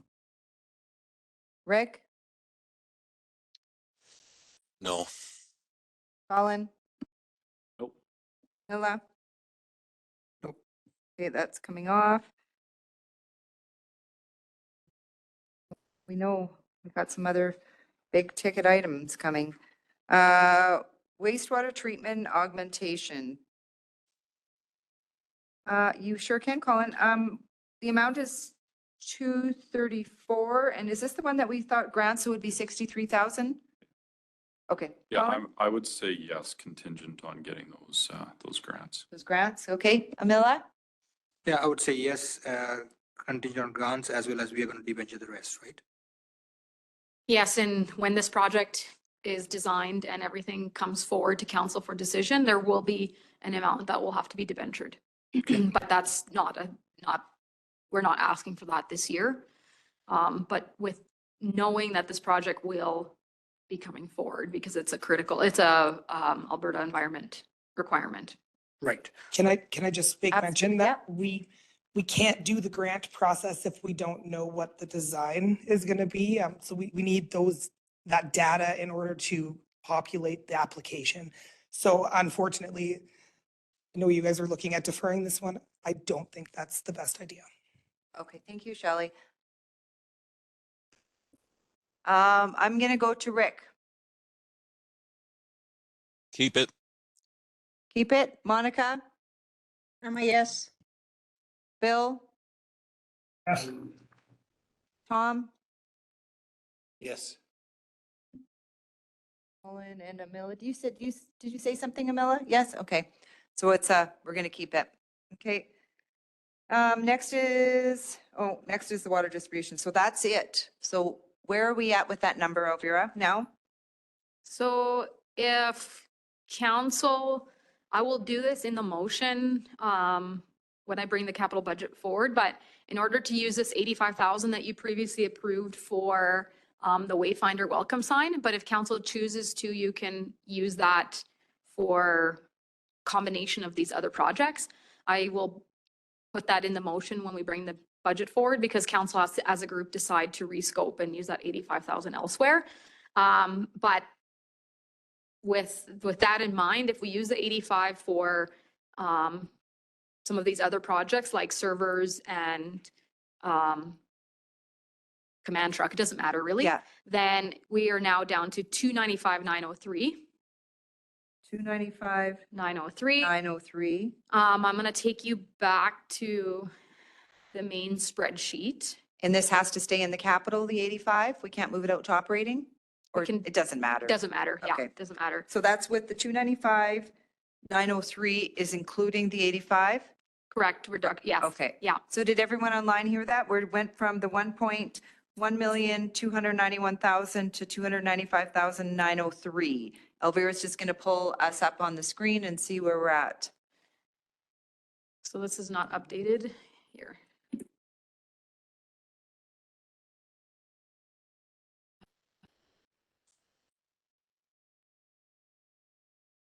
So that brings our requirement down to 1.7 million. So we have this number is where we're talking about, which we reduced significantly. Yeah. So I think the best approach would be to go to operating next, and then we can come back and we can decide what the best approach would be to take the wildfire amount that we have owing. If the best approach would be a hit in 1 year, or if we take from a reserve and pay it back in a couple of years. We can play around with some different numbers there, and then we can come back here. So if we can move into the operating and we can take that same approach, and then we can make our way through. Perfect. Thank you. So we got through the capital. Does anybody need a break or are we okay? We're okay? Can I ask a question, please? Sure. Go ahead, Bill. On the wildfire, is that a confirmed number? That's exactly what it's going to cost us? We're not getting anything back from that? So the estimated cost right now is 10 million.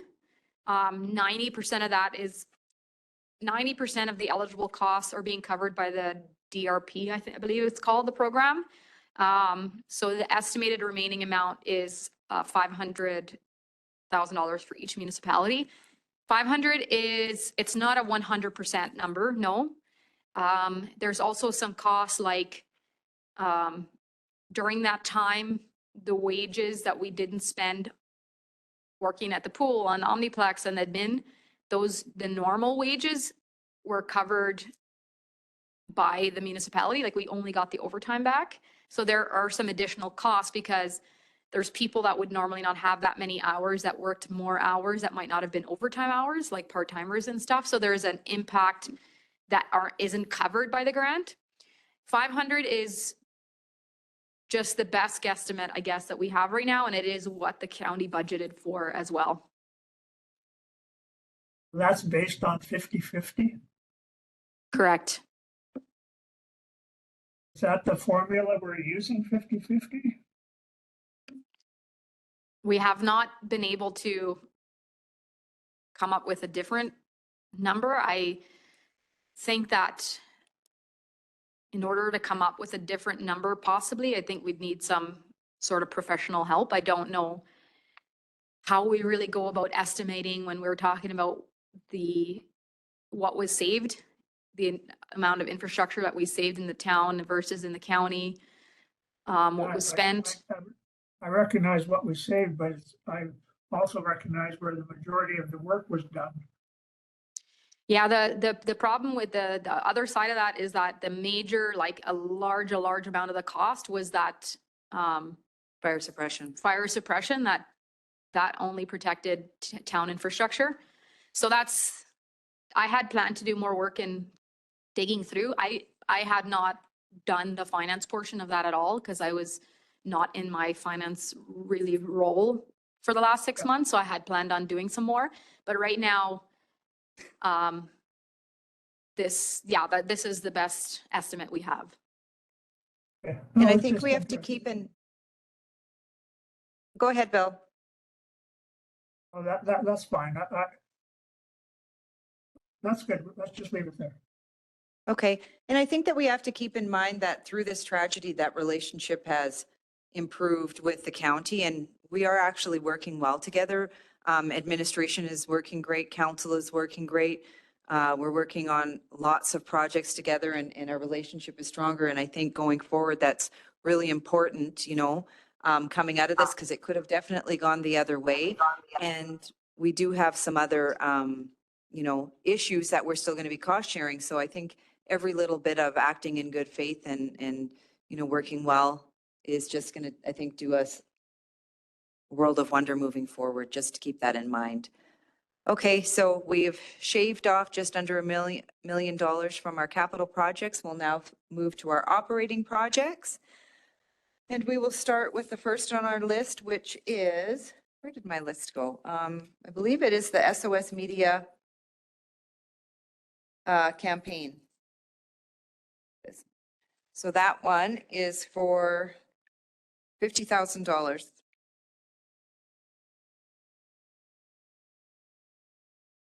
Amila? Hot seat. Okay, I'll park this for now. You're going to park it? Monica? I'm a no for now. You're a no. Rick? I'm a no for now as well. Bill?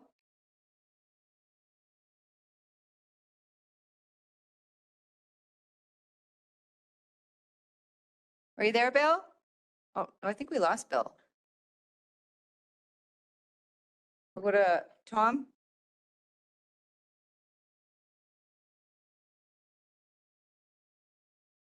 I'm a yes. Colin? Yeah, I'm a yes. I'm a no. Do we have Bill? We have 3 no's, 1 park, 2 yeses.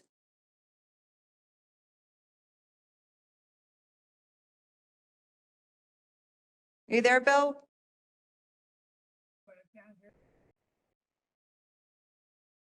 Can't hear you. So we got 3 no's, 2 yeses, and 1 park. I thought I did.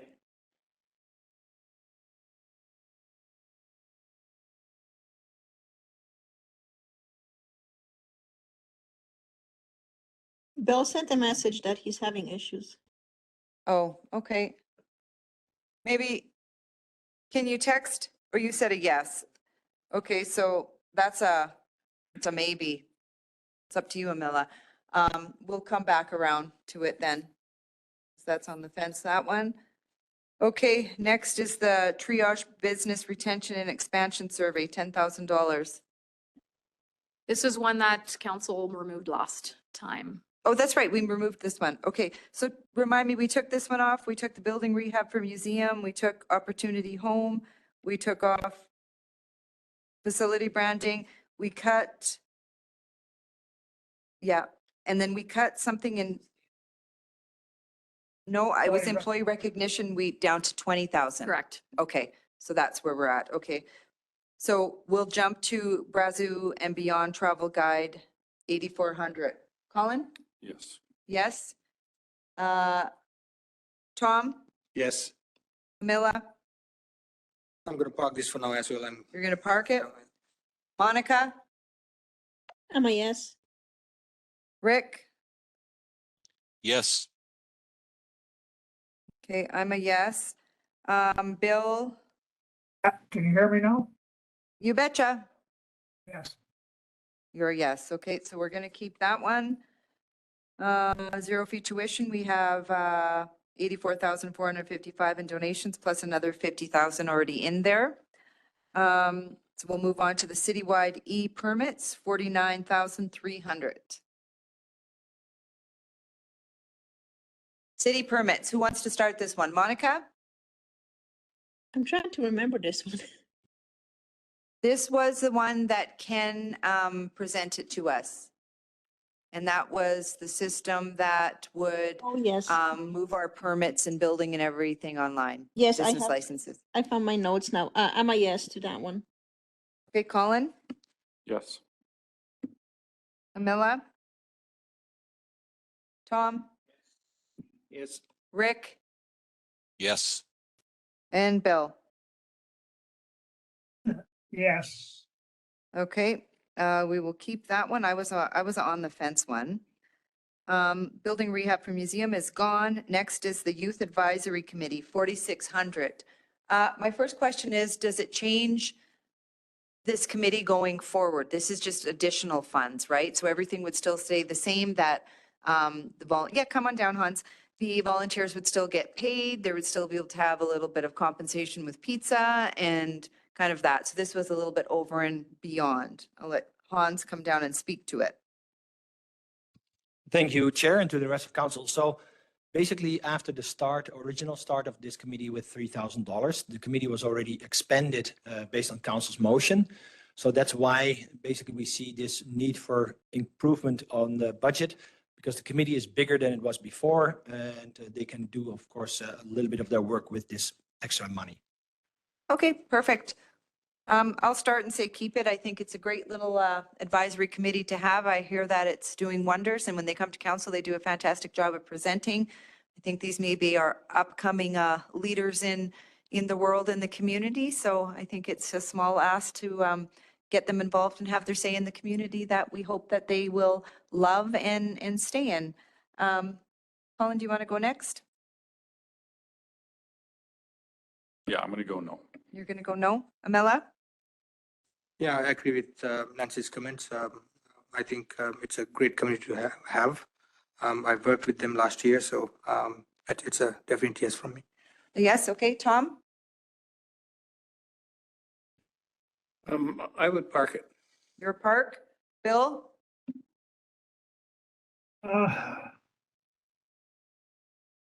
Yeah, let's park it.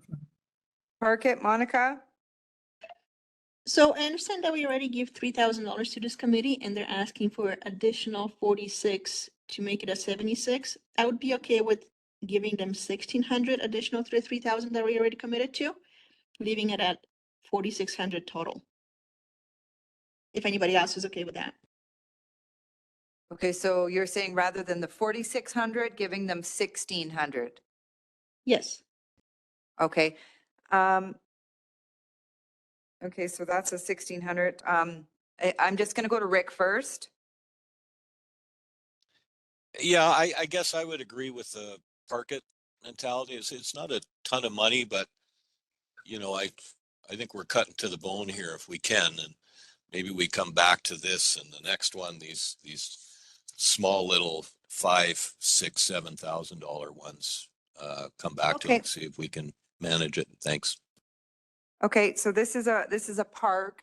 And then maybe Hans, just to think about if that 16,000, what it does, right? That way that we have the extra members.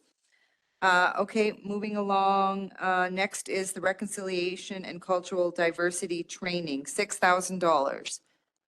What are we currently doing for training in this area, Hans? And would this be above and beyond or additional? If we were to say no, does it mean any training will happen or?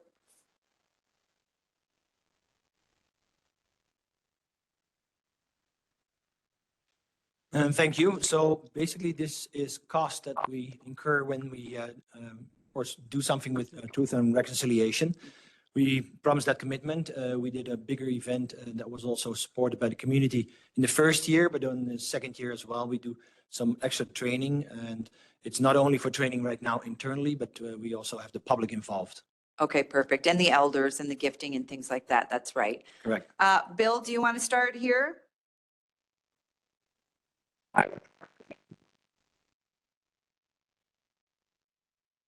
Oh, you cut out. Still can't hear you.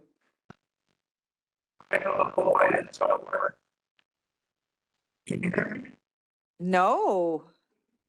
Are you having a shower? Are you in a underwater tunnel? That's kind of what it sounded like.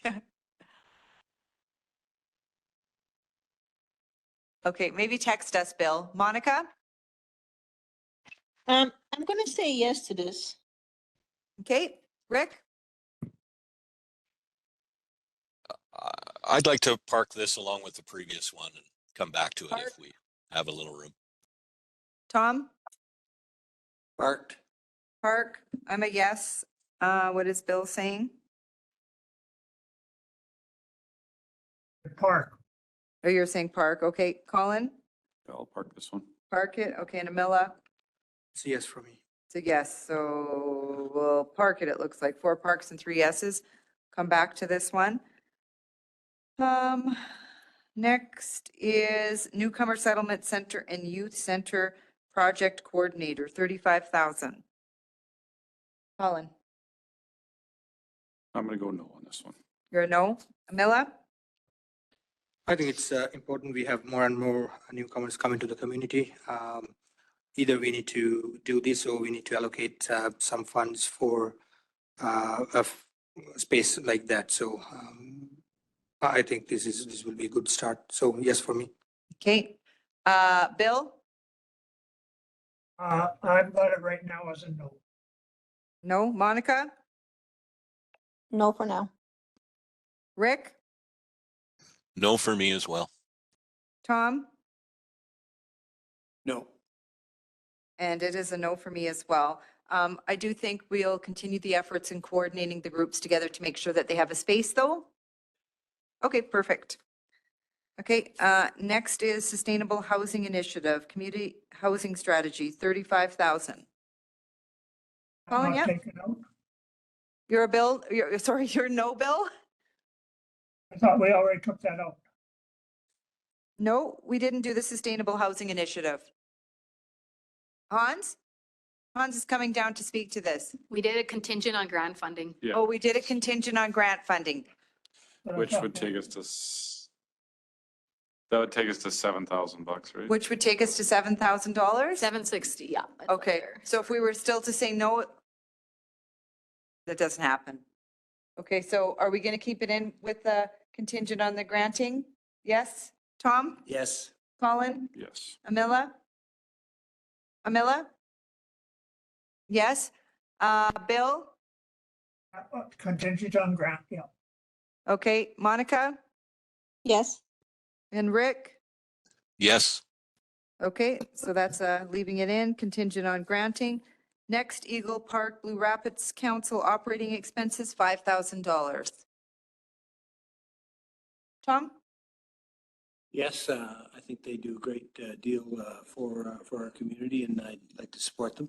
Perfect, thank you. Yes, I'm a yes. Colin? Quick question though, when we look at the cost breakdown, it has year 1, 2, and 3. Are we committing to those 3 years or are we committing to 1 year? No, we usually, on special requests, we usually bring them back.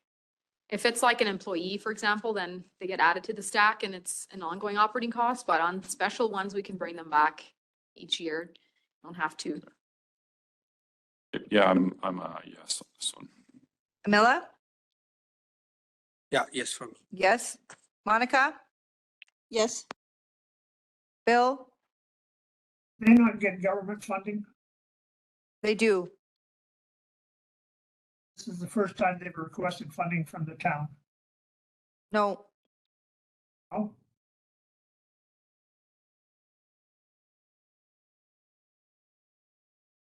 Rick? I'm a yes.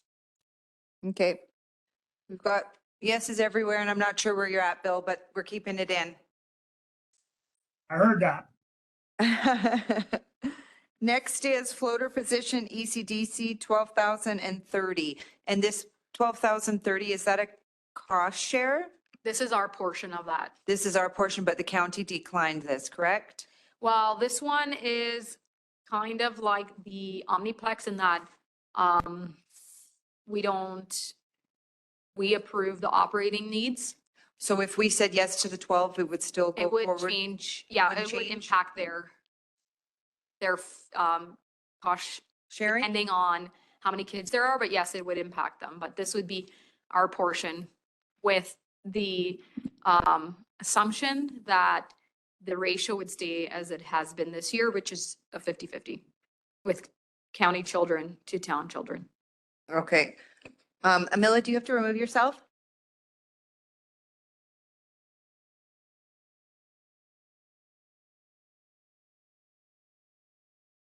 Is there potential for a pecuniary? His wife works at the ECDC. Oh.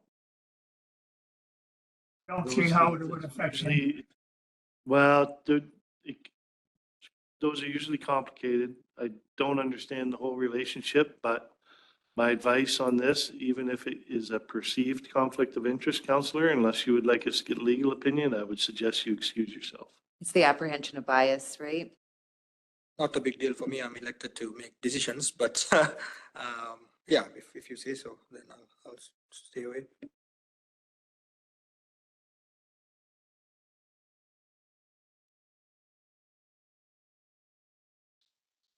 Yeah. Or we can move ahead. But what happens then when it's a part of the total budget? Can he not vote on it? No, he can vote on it because it's just one piece of the budget, the same as we've done this before. Typically in the past, Camilla has excused himself, the same as when Corey was here with the gym. We pulled out the recreation. Go ahead, Elvira. Yeah, so what I do when we come back to pass it, I actually bring the ECDC budget separately from the rest. So you'll have the whole budget excluding ECDC and the same with the fee schedule. That's how it's been done in the past. Okay, do you want to start, Bill? ECDC? Sure. Keep it, okay. Rick, Yes. Monica, Yes.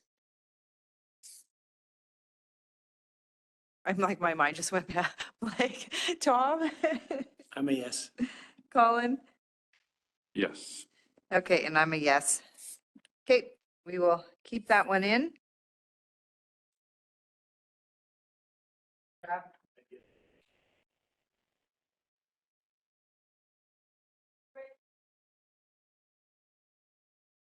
Do we want to break? Does anybody need a break?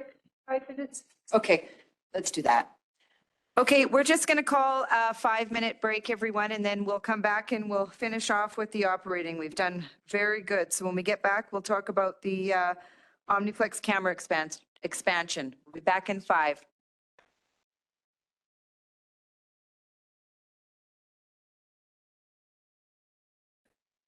We'll continue down the draft operating project list. We left off at Omniplex camera expansion for $6,000. Amila, do you want to start with this one? No. We are at the Omniplex camera expansion, $6,000. It's a yes for me. It's a yes for you, Colin? Yes for me. That's great. I gotta get my piece of paper. Tom? Yes. Yes. Monica? Sorry, yes for me. Okay. Bill? Yes for me, but is this not part of the camera program that we had going? I think we budgeted $50-some thousand for. Wally? I'll try to answer that. This is outside of that program. And my understanding is that this is equipment that was left over from another install, still in the bubble wrap, that isn't really compatible with the overall system that we have in place. So it would be kind of specific for the Omniplex. Is that right? Perfect. You're a yes, Bill?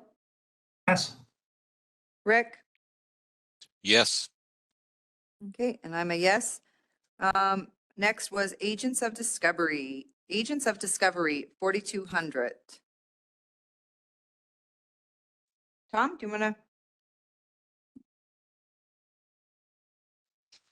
I'd park it for now. Park it? Bill? Park.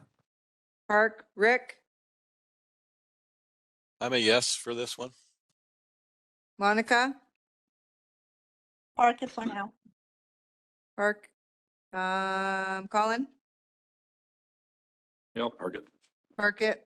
Mila? Yeah, I'll park it as well. Okay, park it. I'm a yes.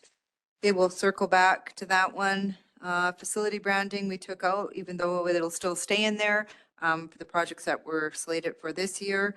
Next is emergency management contract, 25,000. I do have to look and see what this one was for again. I can summarize it quick. So Previously we had, Joy's position was half training, half dem. And we are really in need of a full-time training officer. And so when Kent and I and Tom met a couple of months ago to decide kind of where to go after receiving Joey's resignation, we decided that the best way to go was to hire a full-time training officer and then contract out the updating of the emergency plan and get staff trained up and hire that out till it's completed in a nice package. And then we can decide what the DEM looks like. Does it look like half a position? Does it look like a part of some existing position that we already have? In some municipalities, you'll have the manager, I'll use me as an example, but it'll be manager of corporate services is the DEM also, or protective services or community services. So once the emergency management plan is built and training is, kind of up to date and we have like a regular ongoing training going, then that might look differently than what it did in the last couple of years when Joey was trying to get it going. And so the idea being that if we contract someone to just do that, then we should get it completed within this year and then we can readdress to see like what that exactly looks like going forward. Tom, is that good explanation? Okay, perfect. Who wants to start this one? Tom? Well, with that explanation, is it a cost shared as well? I'm a yes. So, 25,000 is our charge? Okay, okay, Tom's a yes. Colin? Yeah, I'll go yes on this one. Yes. Amela? Yes. Monica? I'm a yes. Rick? Yes. Bill? I'll suit. Okay, yes? Okay, I'm a yes, okay. Next is RCMP admin assistant, 2 full-time. Oh, well, we have 1 in there. So do we want to just leave the 1 right now? So Elvira? we asked for some additional clarity from Troy. Okay, And it's starting to come back to me now, but he said he would prefer for us to hire the 2 and then cost share with the county on one of them. yeah, I remember. Because the province, when they approve a position, they're a lot less flexible in terms of shift work and people prefer to be our admin than the provinces, I guess. Like, because there's like that, you have both in one office. They all work together, but some work for us and some work for the province. And so his thought was that we pay for both and then try to go into an agreement with the county to cost share for one of them or part of one. And yeah, I'll just leave it at that. Or we could say we'll take 1 and ask the county to cost share on it. Right? That's where I'm at. Colin? Yeah, I agree. Okay, Camilla? I was at 0, so still at 0. Oh, you're at 0? Yeah. Okay, so you're a no. We got 2 halves. Tom? Well, I like your idea. Although if you got further information from Troy, I don't know why we wouldn't hire one and they would hire one. That might be more difficult to get through. Is that what everyone would think about, or? If I may, your worship, just a little clarity around that question, Councillor McGee, is it, when you say they, do you mean the province or the county? They're not obligated to, though. That's the thing. Yeah, it falls on us. They're not obligated to pay half of ours either, right? But we would ask. To pay any of it, yeah. Because, right, the rural policing Yeah. used to be totally the province, right? And so if they agreed to this, that would mean that they're taking on 100% of that portion of that person, whereas if the province paid for it, they probably would get away with, I'd imagine, I'm not 100% certain on how the agreement looks between the province and the county, but I'd imagine they'd be less this would be more difficult to pass by them than if the province did it, but it doesn't seem like it's either the division here prefers to have municipal staff or the province wouldn't agree to it. It's either of those. Well, then I would go to a park and add it to our agenda. So you're going a park, okay? But add it to our agenda with the county coming up and say, listen, this is where we're at. They're being very generous right now. Okay. Bill? I'm also in the park. You know, you look at the last 5 years and their budget has increased by $1 million. And I agree, Tom, we have been very generous and maybe it's time that we look at alternatives, our options, because the cost is getting to the point where maybe we're better off having our own. Maybe it's time to explore some of these things. Rick?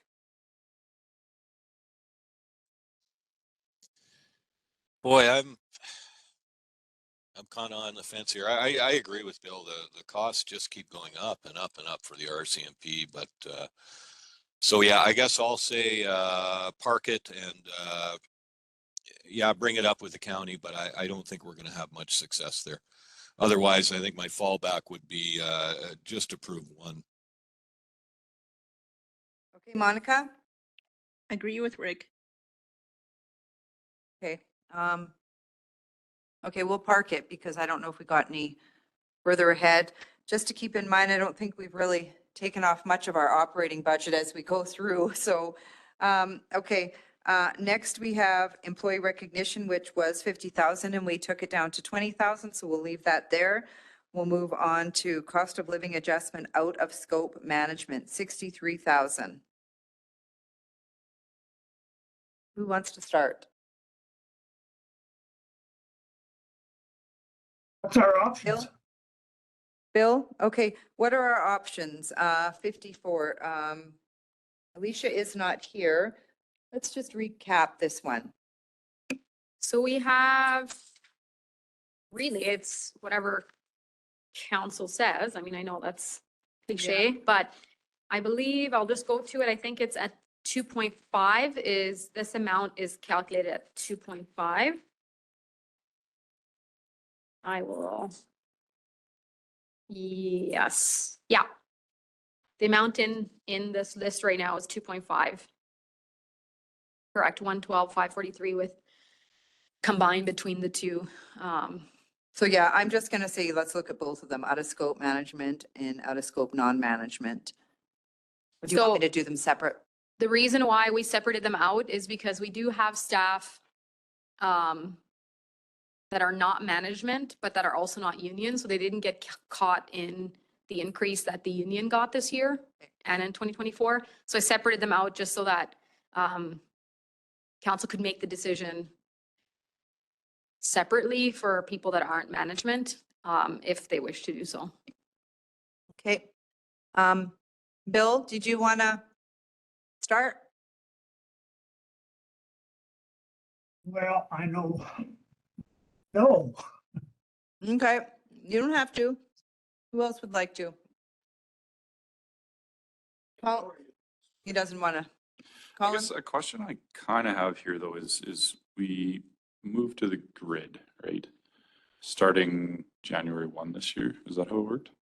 Yes, I believe, well, when we did it in May. I Right. think we did it on May, but yes. But there was a fairly significant cost to the tax base, right? In terms of what that bump was from December 31st to January 1st, right? I think it was like no, it wasn't that much. I'll get you the number. Actually, Alicia's online, so she can get the number, but I think it was 80 grand, I think, the impact to the total wages, non-management or management. And then I can't remember, was there cost of living last year? No, we just did bump to the grid and merit. So no cost of living. I'll pull up what we approved last year. Tom, do you have something? Well, while she's doing that, can I ask Wally, you thought we were at about 50% on that ratio, and and that we should be cautious about this decision, right? Through you, Madam Mayor, to Councillor McGee, yes, decision made by council. My understanding is a decision that council wanted to be at the 50th percentile of pay across province. So the survey was done. I shouldn't say it was across province, but in comparable municipalities. So that choice at 50th percentile does have some implications. And, one of those that we're seeing right now, as we talked about the other day, we're losing a key staff member that's being attracted away by higher wages. So that will happen. Even if you're at the 100th percentile, that could happen. But at the 50th, it's more likely. Okay. Oh, there you are. Go ahead, Elvira. The merit, no, sorry. The implementation of the compensation program was 65,000 is what was approved in the last year's budget, operating budget. Okay, so the merit was 65,000 and then the scale. Sorry, implementation of the grid was 65,000. The grid was 65 and then merit. What did the merit cost? 100,000, 105,000 was budgeted, but it was not as much. Alicia's here. I'll let her answer the specific question. Hi, good afternoon. Thanks for having me today. Merit for last year was under budget. And I think if I remember correctly, it was by approximately 40,000 because of turnover. We budgeted for all staff to receive merit and we had some turnover, so we didn't obviously apply merit to those who were hired within a year or had left, or we had vacancies. So. Okay. Do we want to circle back? Tom? I'm a yes on both. You're a yes to keep both? Okay. You're a yes. Colin? Yeah, I'll go yes on both. Mila? Yeah, I'm yes on both for now. Okay. Bill? Oh, just to clarify for me, there's a great increase or as well as this increase? So there's a rate increase as well as, what was the second part of your question? As well as this increase of 65,000 or whatever we're asking here. So the increases that we see already in the budget are for union wages that were negotiated. Yeah. For 2023 and 2024. And this is for everyone that's not in the union. So it's cost of living. So in the past, there's been many years, I don't know how many years, I didn't go back, but where if the union negotiated, it was just applied to everyone. But when we bumped people to the grid and we kind of took the approach of merit, we thought it was best for council to be able to decide separately. What is the cost of bumping people to the grid? That was 65,000 and that was the budget. I think we came in slightly under budget on that. Yes. For the next year, is there people going up in the grid? So for non-management, you only increase by merit. So Yes, you that's- don't automatically get. But for the others? For the union? Oh. For non-managers? Thank you, Councillor Ballas. I believe I can help explain that. So for out of scope or non-union employees, we're looking at, I guess, a couple of different compensation philosophies. One of which is merit-based. So everyone who is out of scope could, not may or would, could receive a merit increase in a year based on performance. And that's based on management's decision, recommendation for job well done, training received, all those things. So that has been considered into the wages budget. The other fold is what we're asking for with COLA is the cost of living. So that is as a result of economy, right? To keep up with the cost of day-to-day expenses and to stay in line with our market and stay competitive to our, I guess, other municipalities or similar employers. Basically, you've already budgeted in the wages for the grid increases and the additional bonuses and so on. So this is over and above that. Yeah, and I guess there is no bonuses. We don't have a bonus system. Whatever you want to call them. Okay. Where are you at, Bill, with this?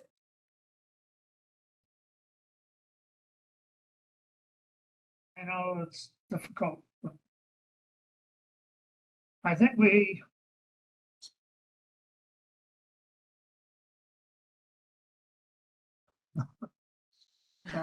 so difficult. It You is, want- yeah. You want to keep your people.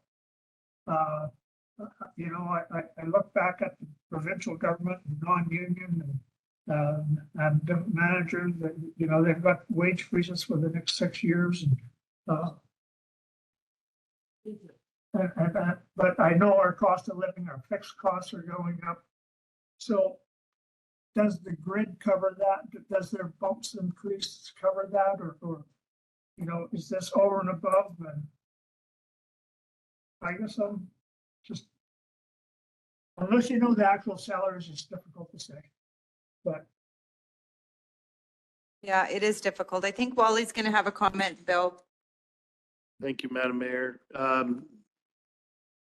Councillor Ballas, the grid is just a mechanism to put some structure to staff cost and staff growth.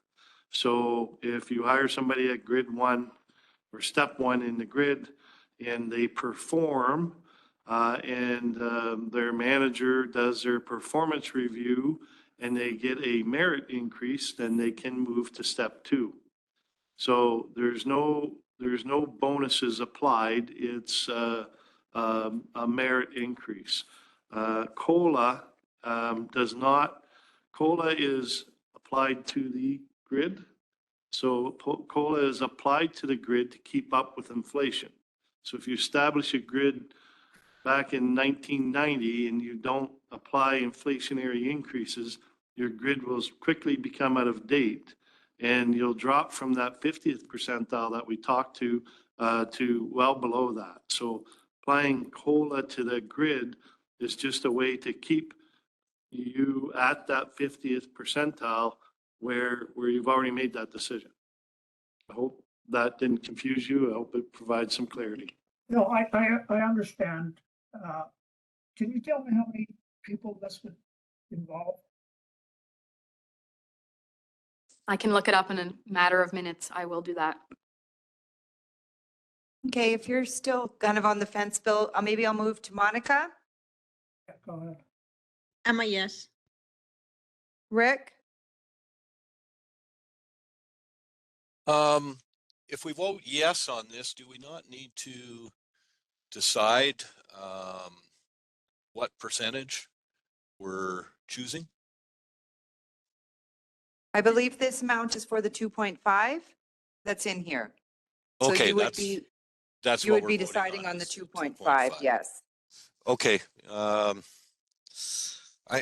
going to say yes. Okay, you're going to say yes? Okay, I'm going to say yes. So it looks like a yes. I don't know if you have anything else to add, Bill? Union hours about this. Yeah, so this is the thing.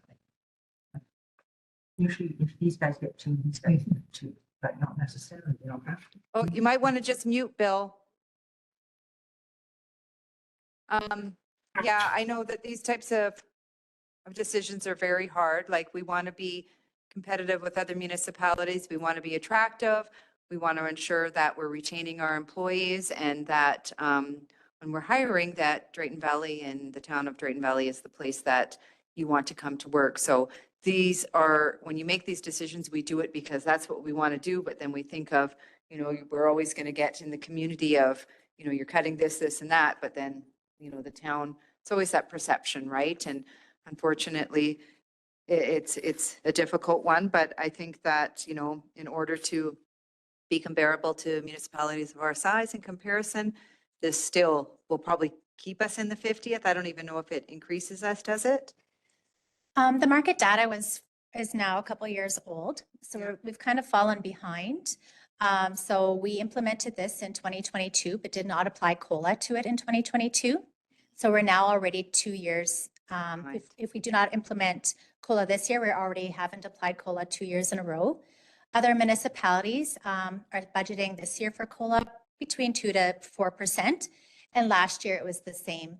Yeah. So yes, you're correct in the statement that if we do not apply COLA this year, we're now putting ourselves back to the situation we found ourselves when we implemented this grid, and placing ourselves out of the market again. Yeah, absolutely. Elvira? This would impact 70 people, Bill. 70 people, Bill. Okay, thank you for that. So these two are staying in. Next, we'll move on to citizen budget, 6,950. Camilla? It's no for me. It's nice to have a tool like this, but I'm not sure if that's usable for us unless we pre-scope just to do the town of Green Valley alone and restructure the questions that we. Okay, Colin? Yeah, I'm gonna go no. Tom? I'm a no. Rick? No. Monica? No for me. Bill?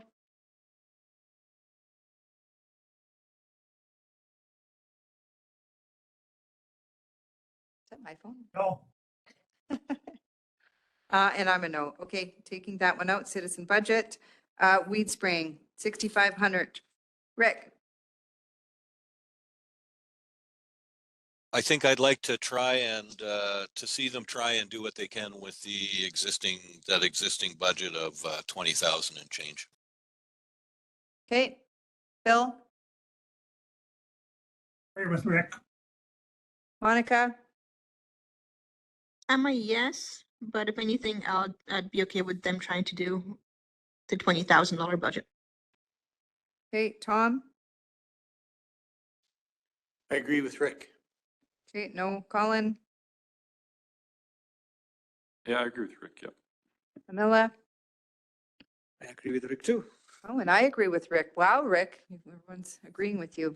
Okay, so we'll see what they can do. We'll take that one out. Next up is the flowers, 140,000. Was there a way that we could divide this over the 2 years and bring the contractor on and maybe focus on a couple flower beds in year 1 and a couple in year 2? Or do we feel confident in this price that there isn't a way to get this in the direction that we want to go and get a little bit more bang for our buck?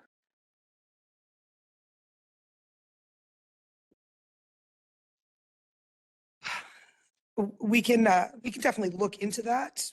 I'm just gonna be very clear that it is going to still impact our operations and how the flower beds look overall. So it only will be a couple that'll look nice and then the rest will still look the way that they did prior. But we can write the RFP however you guys choose to go with budget on this and see what we can accomplish with that. Okay. For me, it's a yes. Colin? I may have asked this before, but when it comes to sponsoring these beds, have we looked into any of that or? I did talk to admin at Public Works. After COVID, that kind of dwindled down to we weren't getting any sponsorships anymore. And then when we started to ask, the beds just didn't look as good as they used to. So we didn't have a lot of people buying into that. But from when we did have the really nice beds, we were getting about $1,000 a donation pending on the size of the bed. $1,000 donation pending on the size of the bed. So if we could get to where we were before, then we could go out and get the sponsors, right? Tom? And the 140 is half of its flowers and half of its wages? Forgot what you said. 57,000, I believe, in there is for the flower purchases. I think it's over 57,000 for the contracted services. We do need to get some of the soils back to where they need to be, so there's a little bit in there for the soil, purchase of soil. And I did put a contingency on there as well, of I think it was 12,000. Okay, okay, no one's commenting. Oh, I think that we're up in our game. We should continue to up our game. And at 140,000, I just wanted to be clear that part of that's having somebody actually do that work. I'm a yes. Okay, 2 yeses. Monica? I'm a yes. Bill? Not for that amount. Rick? I'm a no on this one. Colin? The other thing was this is going to be tendered as well, right? So it's not necessarily going to be 140 grand.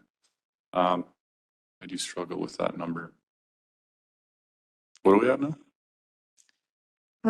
What do you mean? What are we at? What did we eliminate it? 3, 4, and how many for and how many against right now? 3 yes, 2 no. What'd you say, Mela? You haven't said anything? I would like to park it myself. Okay, Amila? Yeah, it's a tough one. It's nice to have flowers around them, make the community nice, but I think we already have a budget set for some of the flowers. We to do what we did last year, right? Around the same.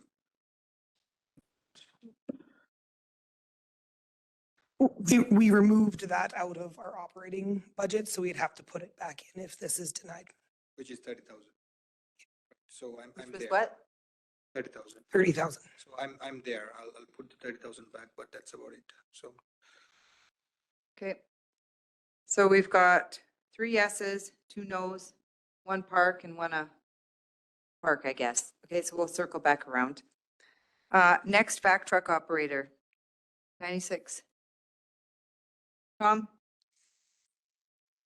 If we can work the vac truck almost every day is what I heard. And so I'm a yes. Rick? Yes for me. Bill? Yes. Monica? Yes. Colin? Question. This thing is winterized now and we can use it 365 days a year if we want to. We are talking to the supplier. There is a valve upgrade that we will have to do. We're hoping that it'll be within our warranties. So it will be there to that point where we can run it year round. So potentially there's a cost. Could be a small cost, yeah. So then there's also the chance that this may not be able to run 365, right? So when Bill Campbell was talking to the supplier of the vac unit, and he said all of those trucks were supposed to be upgraded with 1 valve that helps recirculate the water through the system so it doesn't ever stop flowing. It would be a minimal cost that we could absorb in our operating budget through R&M to get it up and running if that's what happens, but there is a very good chance that it could be warranted as a deficiency on the unit. So we're still looking into the logistics. We will have that truck so that it will run year round. Okay. Yes, I'm a yes for this. You're a yes, Amila? yes. Okay, that's yes, keeping it in the budget. Omniplex barricade, 19,000. Amila? I guess we've been trying to tackle this for years, so it's a yes for me. So yes for you. Monica? So yes for me as well. Bill? Yes. Rick? Can I just ask, are we trying to control the traffic flow, or are we trying to eliminate the stunting and donuts and stuff that's going on in there, or is it both? It'd be both. So we want to make sure that we're controlling the flow of the traffic through the parking lot, so they're not cutting directly through the middle of all the lots. as well as to stop the stunting that's been happening in that parking lot. Okay, I just think the optics of us sinking, what is it, 9 stop signs and lining up all those rows of barricades is going to be not great. I would, I think I'm going to vote no against this. Okay, so 3 yeses, no. Bill? Said yes. Yes. I'm a no at this year, just because it's, 19,000. We haven't trimmed off a lot. Colin? Yeah, I think it's going to be a no for me this year. Okay, so I think we have 4 yeses and did we have 4? What did Tom? No, I think I'm with you on it. I think we've been living with it for some time, and I'm not sure, as Rick talked about the optics, it seems pretty cumbersome. So no. Okay, so that is 4 no, I think. Okay, so we'll take it off. The 19, and the last is the equipment operator 1, 78,000. I'm gonna go with the no. It's because we haven't trimmed off too much of our operating project list. I don't know how detrimental this will be to everyone, but Colin, what do you think? Yeah, I'm a no. You're a no? Camilla, I'm gonna park it for now. you're gonna park it? Rick?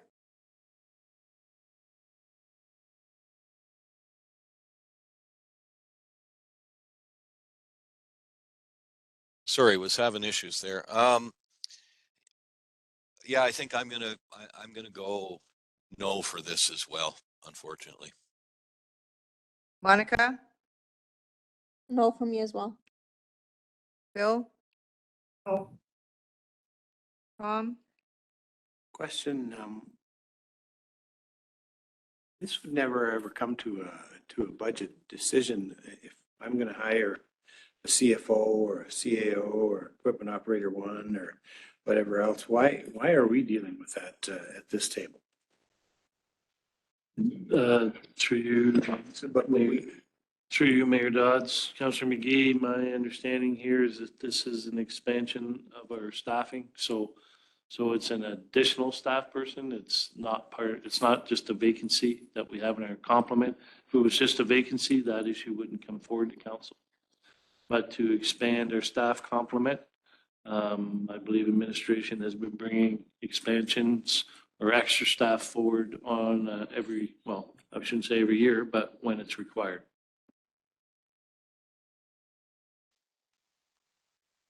is that true? Is that true? Okay, okay, you're a yes. I'm totally forgetting where we're going. I'm getting a migraine, so I'm like not even paying attention. Bill, did I ask you? Yes, and I'm out. You're a no, and Monica, you said no. Okay, so that's a no.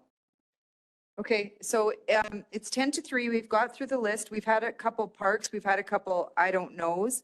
I know that we do have tomorrow slated for a budget day. I don't think we're going to be taking the whole day, but just to be mindful of the time and everything. What would you request that we should maybe do, Elvira? So just quickly, one thing first. I didn't reprint the list for you, but we'd added organizational training that you see at the top that you had not voted on yet for organizational training for another round this year. Oh. For 60,000. Oh.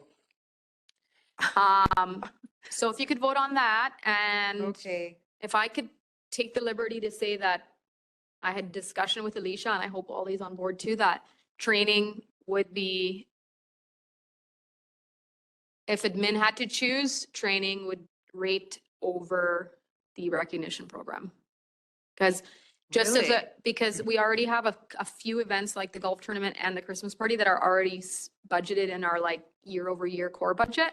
And so we do have some things there that we are recognizing employees with, and it's easier to recognize employees. Like we already, like HR does a good job at the shout out program, and there's other things. It would be really, really great to have, but I think that training is more essential to keeping management knowledgeable, trained, and really, really speaks to retention as well. So when you talk about training, is it both training, the leadership and the employee skill? So it'd be the whole full 60? Organizational wide would be 60,000. And Alicia can speak to what, she spoke to it last time, which if you want, she can speak to it more like exactly what that entails. Last year you approved, I think the request was higher and then you approved 60. So we brought 60 back as an amended request this year again. Okay. Yeah, I thank you, Elvira. She spoke to it pretty well. I guess I reiterate what she said. Last year, I think I did bring a higher number of $100,000 to council to approve for organizationally wide training. We reduced that value down to 60. We were able to put a pretty comprehensive program in place for that value. So I'd love to continue that momentum and continue to train our staff and build a robust program that we can continue to implement and use. Okay, thank you for that. So the suggestion would be to include the organizational wide training program and potentially eliminate then the employee recognition, which we allocated the 20,000, so it'd be 40,000. What are everyone's thoughts? Mila? Yeah, I agree that training is important. I would like to say yes, but it's a $40,000 budget item. 60. 60, but if you take the recognition out, it'll be 40,000, right? So. Well, no, it's still 60 because the recognition was 50. So we're still at 60 no matter what way we look at it. Right. But, we've slated 20,000 for there. But if we take that 20,000 over to the training side, then it'll be 40,000. So I'll say yes for now, but I think we need to go over another round. Tom? To sustain one of the town's largest assets, which is in employees, I'm a yes. Okay. Monica? Listening to administration and how supportive they are of this, I'm going to say yes. Rick?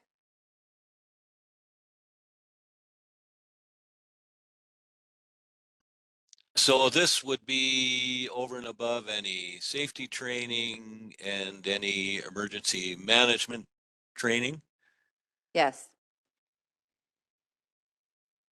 Okay, yeah, I'll say yes for now. Yeah, after the argument put forth, but this would be one I'd revisit if we take a second run at this and need to start trimming more. Okay, Bill? Yes, I agree. Can you hear me? Yes? Yeah, I agree. I think we definitely got to invest in our people, and I think that's money well spent. Okay, Colin? Another quick question.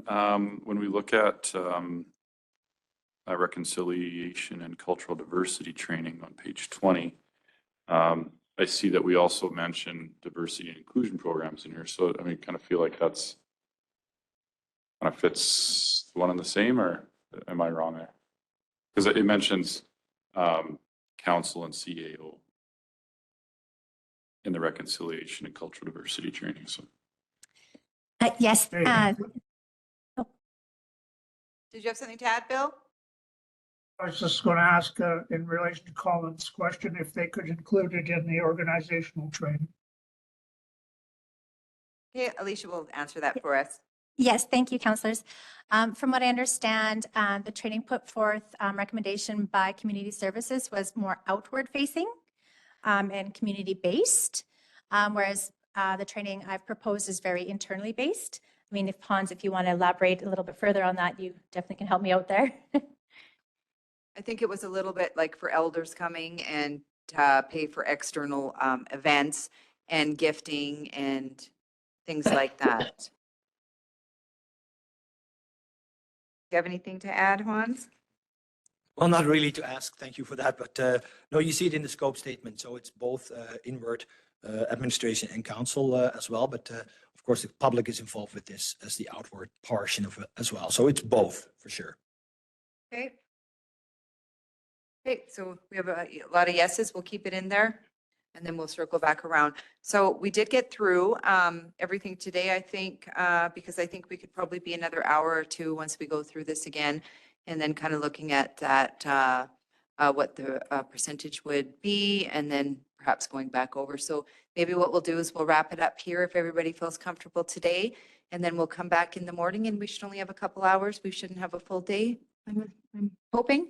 And then we should be able to confidently wrap this up and hopefully feel good when we walk away. So again, thank you, everybody. A lot of the harder decisions came definitely today and there'll be a few more yet tomorrow. So sleep on them, think about it. And administration too, if there was something that you feel that, you know, maybe we made the wrong decision or choice, please let us know tomorrow as well. So for everyone online, I will adjourn the meeting at 3 p.m. sharp and we will reconvene tomorrow morning to finish this discussion and wrap it up. So thanks, everyone. We'll get an invite tomorrow?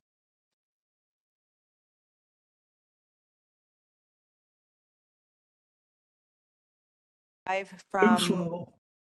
from 3? Oh, sorry, Bill, what? I think Rick wanted to know if we're getting